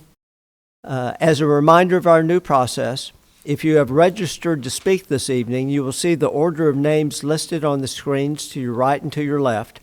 Before your name is called, please move forward and sit in one of the 2 reserved seats on the front row closest to the podium on my right. Agenda item 6A. Patrons who have duly registered per policy BED local may address the board regarding matters of concern and interest to the district other than the character of any student, staff, or board member. The board may not act upon any matter that is not listed under the action item portion of the agenda. To participate, registration is between 5:30 and 5:50 p.m. on the day of the board meeting at the entrance to the CFISD boardroom. I have the list in front of me. Our first speaker this evening is Jen Williams. Good evening. Hi, I'm Jen Williams, Secretary of the Cy-Fair Civic Alliance. I wanted to take a minute to thank the district and the amazing Cy-Fair librarians for following the protocol for all books of concern throughout the district. There is also a protocol in place for online access. I've heard that some parents and board members have concerns about books in our libraries. My questions for those concerned is this. Do you know what your kids have constant access to on their phones, friends' phones? That's where my concern lies. Live video games, computers? Parents can help by teaching their kids digital citizenship, also by modeling that. Having them charge their devices in their parents' rooms overnight so they have a shot at a good night's sleep, and by monitoring their social media. Good things are happening in our Cy-Fair ISD libraries. Children come to the library to grow a love of reading and a love of learning. Here's just a few things happening in our libraries in the district. At Copeland Elementary, children have the opportunity to read to the library dog Trixie. At Truett Middle School, the students used social media to cast their votes for their favorite book, and they are currently showing off their student poetry board in the library. Walker Elementary finished up their successful books fair to get more books into the hands of kids. I'll end with this quote by Tom Engelberger. A school library is like the Batcave. It's a safe fortress in a chaotic world, a source of knowledge, and the lair of a superhero. Thank you.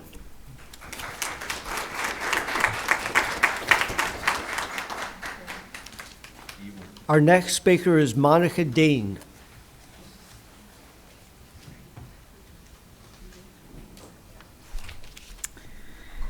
Recently, my child was asked to take a survey from Pew Research in one of her classes without my consent. It was titled Political Topology Quiz. Are you a faith and flag conservative, progressive left, or somewhere in between?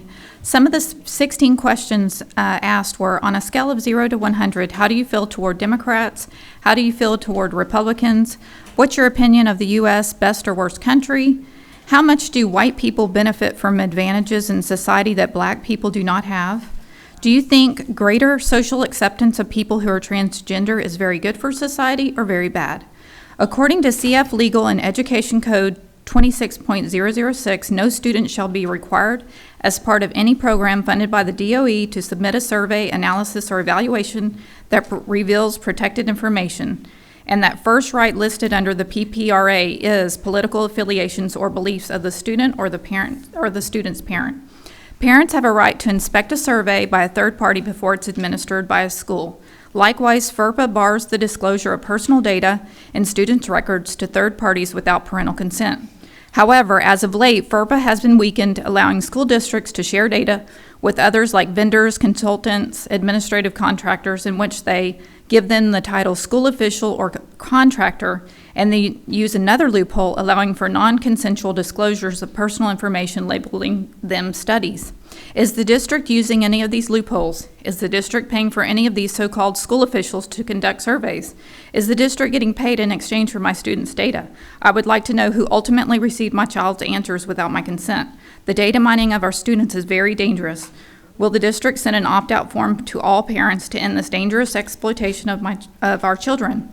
Side note, for 7th grade parents, the email for comprehensive sex ed course should have the opt-in choice only, and HB 1525 says those not opting in will not be required to take a test.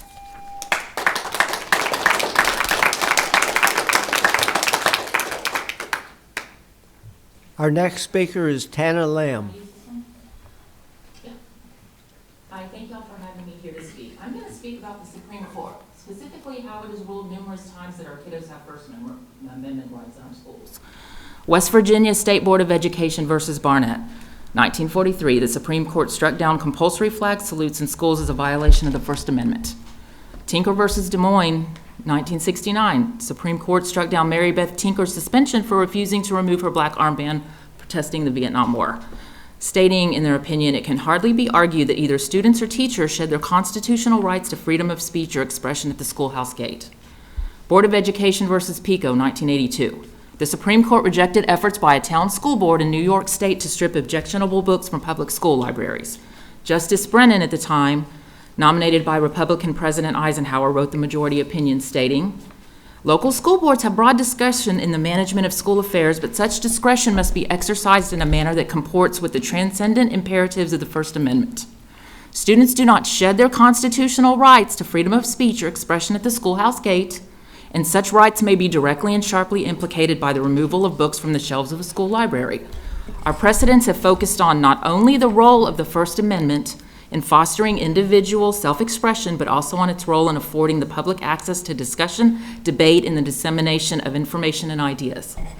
While petitioners might rightfully claim absolute discretion in matters of curriculum by reliance upon their duty to inculcate community values in schools, petitioners' reliance upon that duty is misplaced where they attempt to extend their claim of absolute discretion beyond the compulsory environment of the classroom into the school library in the regime of voluntary inquiry that holds sway there. And the definition of voluntary inquiry is meaningful. Libraries are defined by this ruling as places of voluntary inquiry, meaning it's not really part of the curriculum or compulsory. Thank you.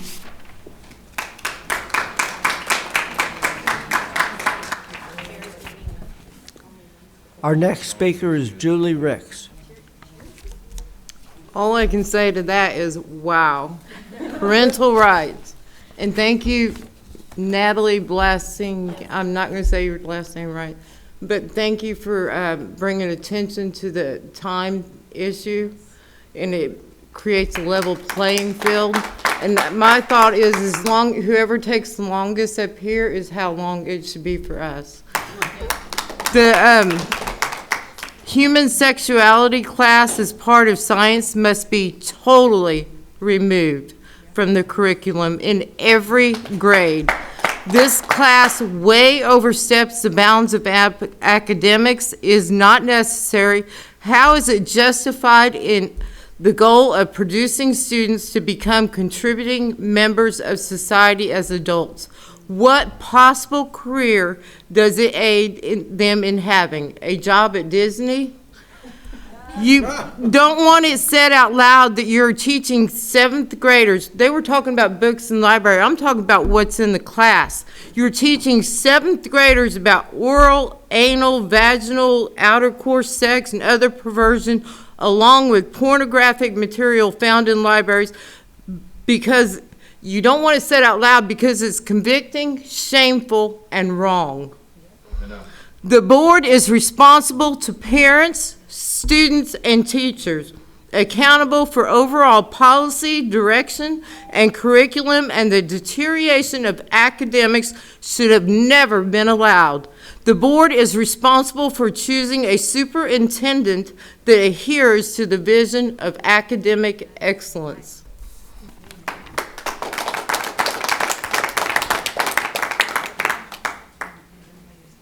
Our next speaker is Ryan Lamb.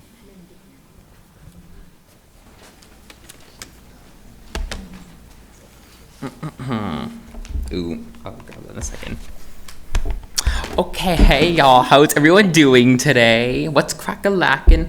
So, I'm a student at Bridgeton High School, and I will be speaking on my experience as a gay person. Wow. Okay, so, just so you know, being gay, you kind of have to learn how to roll with the punches at school. I mean, it's kind of like a fight for survival, both figuratively and literally, especially in the very iffy bathroom life. Sometimes you walk in the bathroom, you might get smacked, you might get pushed, yelled at. One time someone poured something over a stall. I pray to the sky lords that it was like a water bottle and not like poop water, because that would be really nasty.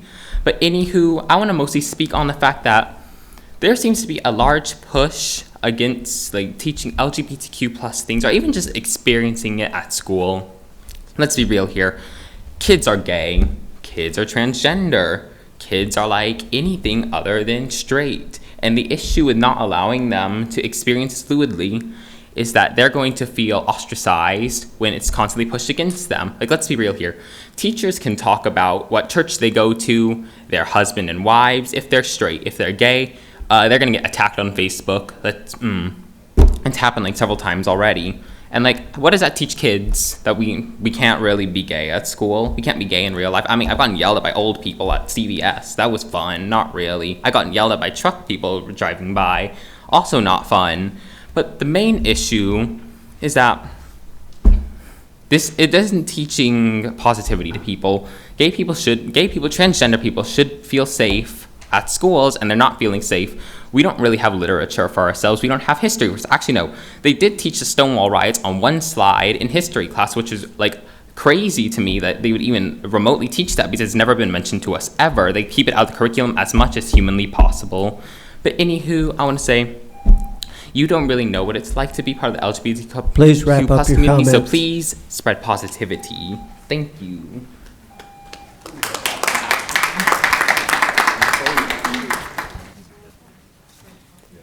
Our next speaker is Stacey Demeyer. Hello, it's me again. Similar to last month, I'm speaking during citizen participation to advocate for a diversity, equity, and inclusion committee in our district. This concept is something that was recommended in the equity audit report and will not only benefit the community, but will be of great assistance to the district as well. Please consider forming a committee with a focus on DEI as soon as possible, so that our district can get to the important work it needs to be doing during the next school year. Additionally, I would like to add that the lack of folks from marginalized groups speaking at these board meetings to advocate for equity in our district is not indicative of their lack of interest or desire to do so. Rather, for months, these board meetings have been an extremely hostile environment, especially for our Black community members. Do not assume silence equals contentedness. Please let me know if I can assist in any way. Thank you.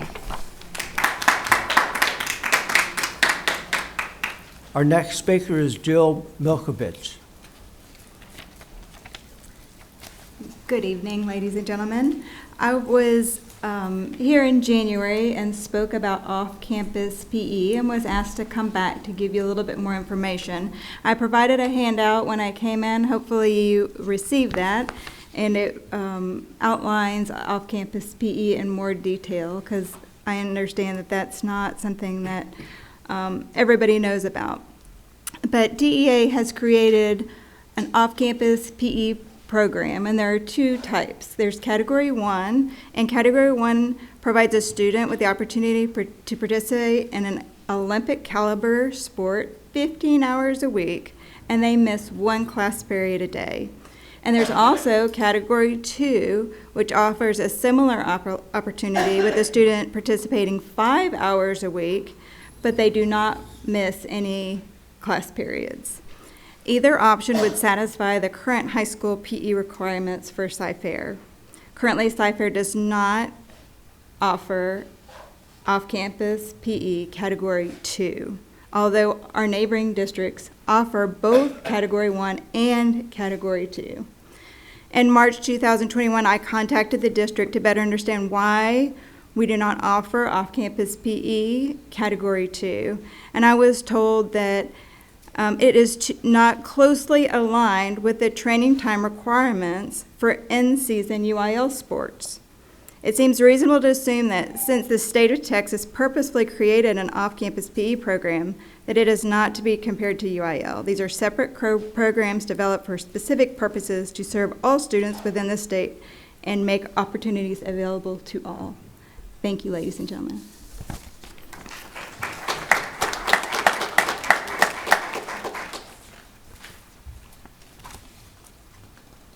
Our next speaker is Norman Woodward. Thank you, Dr. Henry. I became involved in the mentoring program about 3 years ago through the efforts of Mrs. Aragon, who happened to just move in. Thank you. And I asked her who she was, where she was from. She said she grew up in the Midwest with a school across the street. And I said, moving into our retirement community, which is right across the street from Aragon, I said, you haven't come very far in this world, have you? But in a few weeks, she was challenging us to get into a mentoring program. I joined, and several others did, but I'm the only one that's still doing it out of our facility. And this is my 3rd year. I have not had a problem other than learning what goes on in the classrooms. But this year, it's not just at Aragon. I've conducted a random survey around the area. Each of you have a packet or will get one, okay? And I find about a 60-40, maybe a 70-30 accuracy or participation of schools flying their flag, the outside flag, every day, every school day, let me put it that way. I have seen today, there's a little note I put on you, that at 1:30 this afternoon, when there's been no inclement weather, that the flag is still not flying. And that's despite the 2 Boy Scouts said that they will be out there every morning to put it up. Now, I don't know what's going on. I'm hoping that you will address this issue, because all schools were built with tax money. All schools have flag poles out in front that paid with tax money. All schools have flags that were bought with tax money. And this should get the proper respect for our national flag, which is part of Citizenship 101.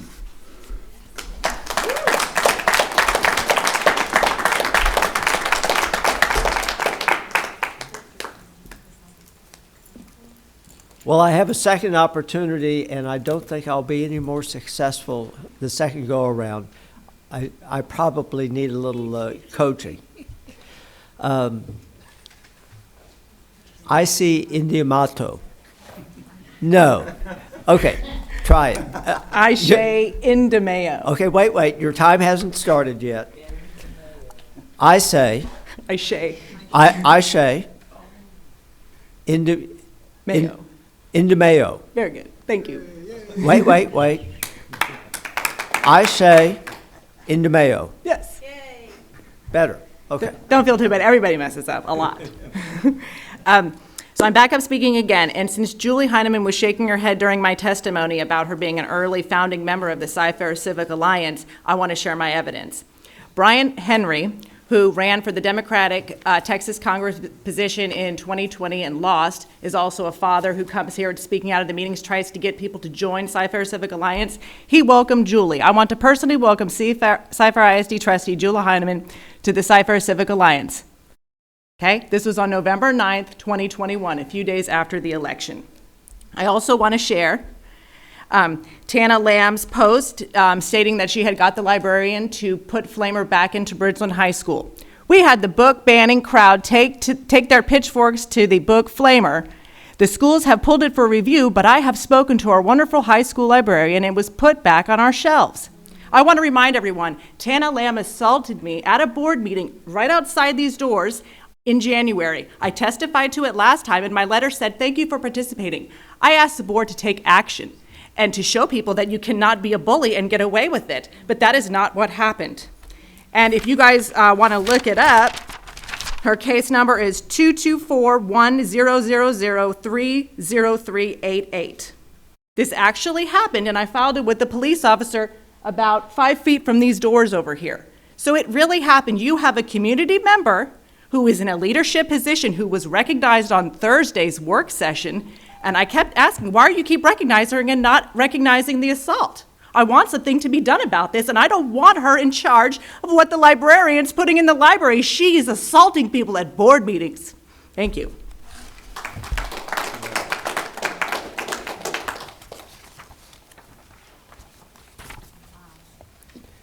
Our next speaker is Mark Goldby. Very good. Thank you, members, and I appreciate the response to my inquiry from the last meeting, and so I do appreciate that feedback. As the Cy-Fair Board of Trustees chooses to defer to its General Counsel, Marnie Sims, in some of the conduct of these meetings, it is only fitting that the board be made aware that an ethics complaint has been filed against Ms. Sims with the State Bar of Texas. While the Cy-Fair Board has delegated this role to Ms. Sims, she has conducted herself in a manner to intimidate speakers. She has used this authority from the board to bully presenters in the hallways outside the purview of the Cy-Fair Board. The rules she invokes, she then enforces in a capricious manner, depending on whether she favors the point of view being presented, or in some cases, it almost appears as if she has a personal favoritism for the presenter. She has admitted lack of knowledge in certain aspects of legally conducting these meetings, defined by the board as in the public, not of the public. This conduct, while may be acceptable or even encouraged by the board, does not need to be tolerated by the parents advocating for their children. This behavior seems quite outside the ethical conduct for a Texas lawyer hired by a public institution and whose salary is supported by the taxpayers of the district. Thank you.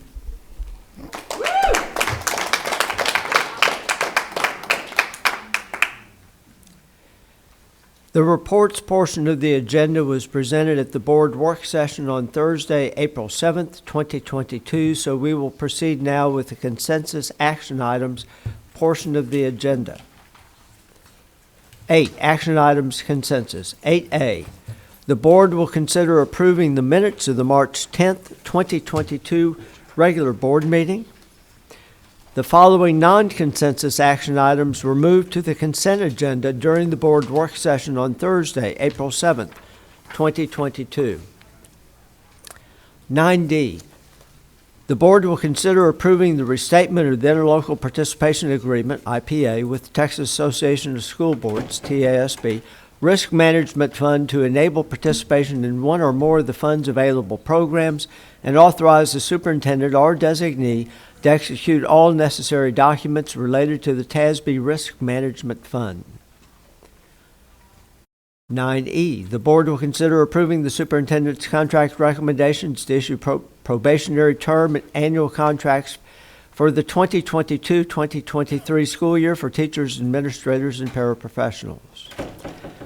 9F, the board will consider approving an interlocal agreement between Harris County and Cypress-Fairbanks ISD for COVID-19 rapid antigen tests. 9G, the board will consider approving on first reading additions, revisions, or deletions to district policies. 9G1, CFD Local Accounting Activity Funds Management, revised.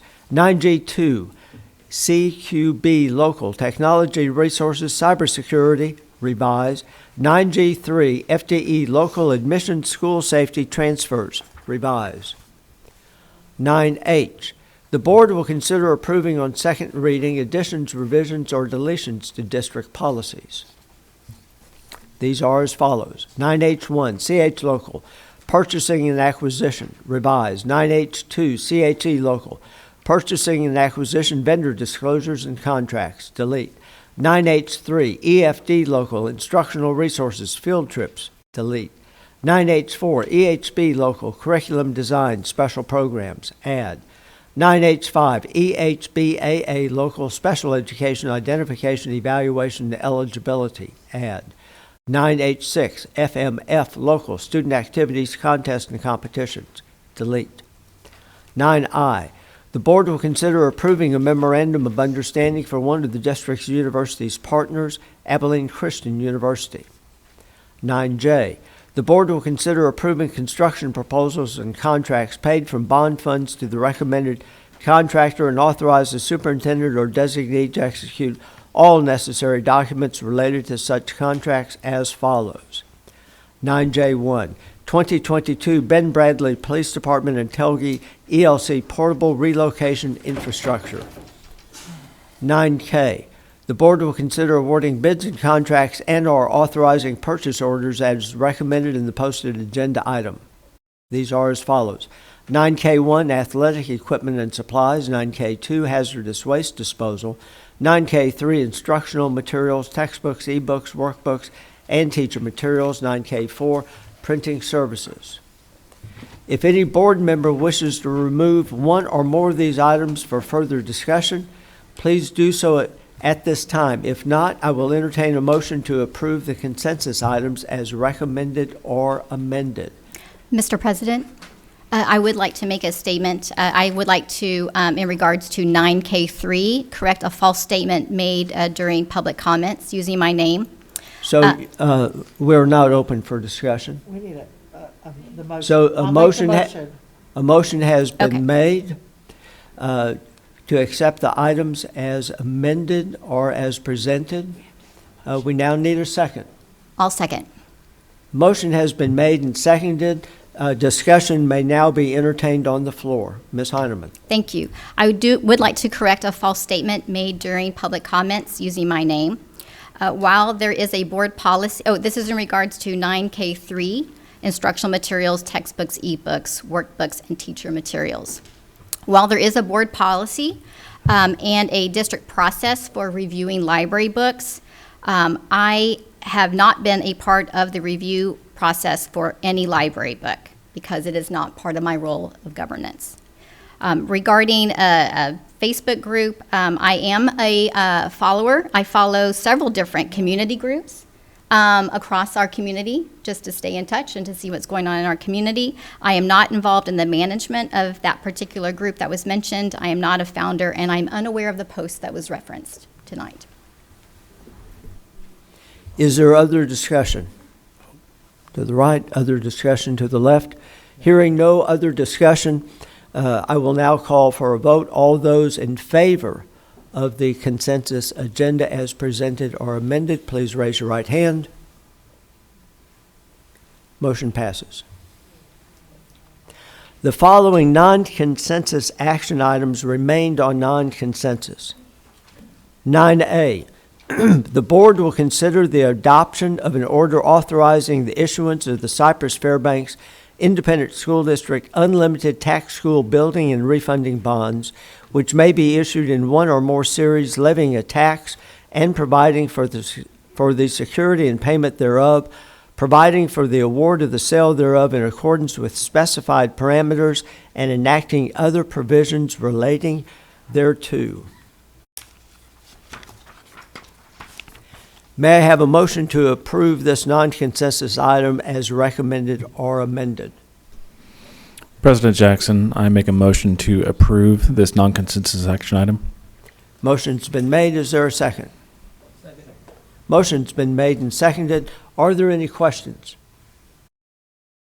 Hearing none, we will now take a vote. All in favor, please signify by raising your right hand. Motion passes. 9B. The board will consider the adoption of orders authorizing the conversion of the Cypress-Fairbanks Independent School District Variable Rate Unlimited Tax School Building Bond Series 2014-B1, 2015-B3, and 2017-A2 to a new rate period, authorizing the preparation of a remarketing memorandum and enacting other provisions relating thereto. May I have a motion to approve the non-consensus item as recommended or amended? So moved. Motion has been made. Is there a second? Second. Motion has been made and seconded. Are there any questions?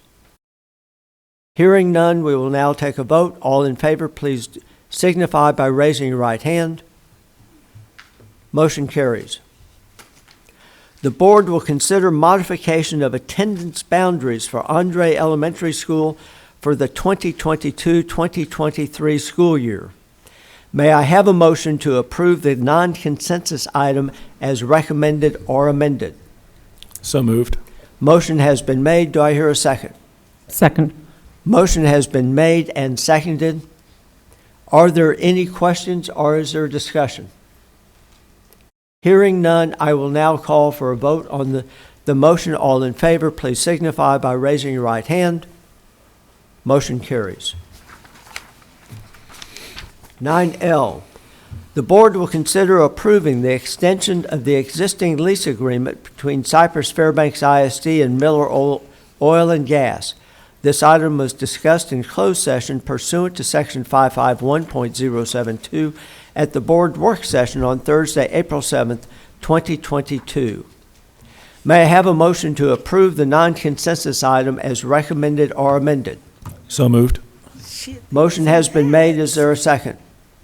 Second. Motion has been made and seconded. Are there any questions? Hearing no questions, we will now take a vote. All in favor, please signify by raising your right hand. The motion carries. And now Dr. Henry will provide information regarding district events and items of community interest. Thank you, Mr. President, trustees. Just very quickly, we've talked quite a bit about the fun run on Saturday. It was a great day, but I'd like to give kudos to Dawn Tryon. Dawn was the chairperson of our event, and she just did a great job of organizing our committee and making it happen. And then I think we have a brief recap video from the event. Look for the really athletic guy. It's me.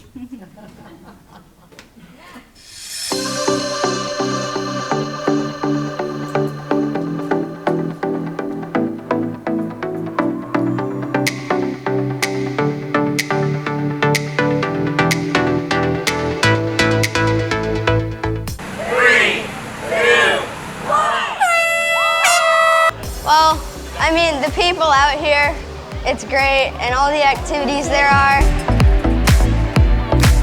I love this community. Everybody came out today. They were just excited. A beautiful day, a fun event, a great cause. I got a PB, 23:18. I enjoy track and doing other sports, so I decided to run. The past 2 years has been a paramount example of how we can support each other every single day in our homes, in our community, in our schools, in our place of work. And this is an event like this where we underwrite it. We want to be front and center to do that. $125,000. We set a record this year. We're going to clear over $125,000 that will go directly to fund a scholarship with the Cypher Educational Foundation under the name of the Superintendent's Fun Run. So everybody that was out here today, they are part of funding scholarships for deserving students here in Cypher ISD.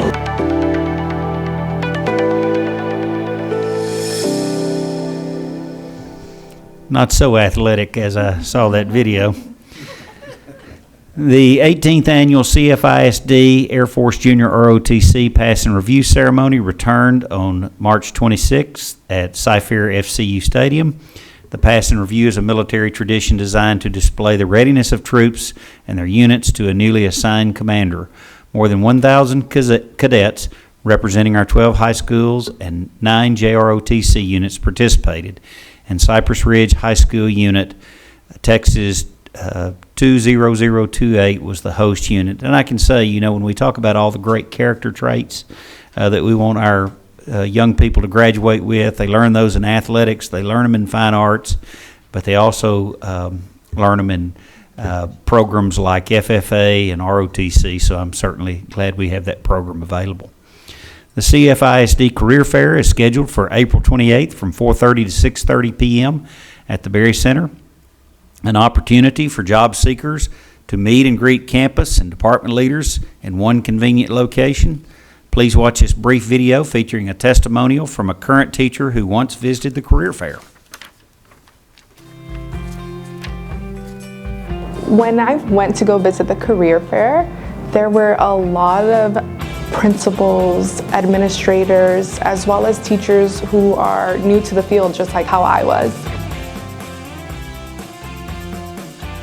If you are looking for a job or you're looking for employment here in Cypress-Fairbanks ISD, the Career Fair is a great opportunity. They were guiding me into different directions of where they needed future teachers. So it really opens the door into different career paths that anybody who is seeking a career can come and get information. It's going to be a fun night, April 28th from 4:30 to 6:30. Be sure to bring plenty of resumes. It's been so rewarding being a teacher here at CFISD. Lucky for us, this board has always been very supportive of our employees here, and we're still a destination district, so we'll have several hundred people out there looking for careers. And if you're looking for a teaching career, certainly we would invite you.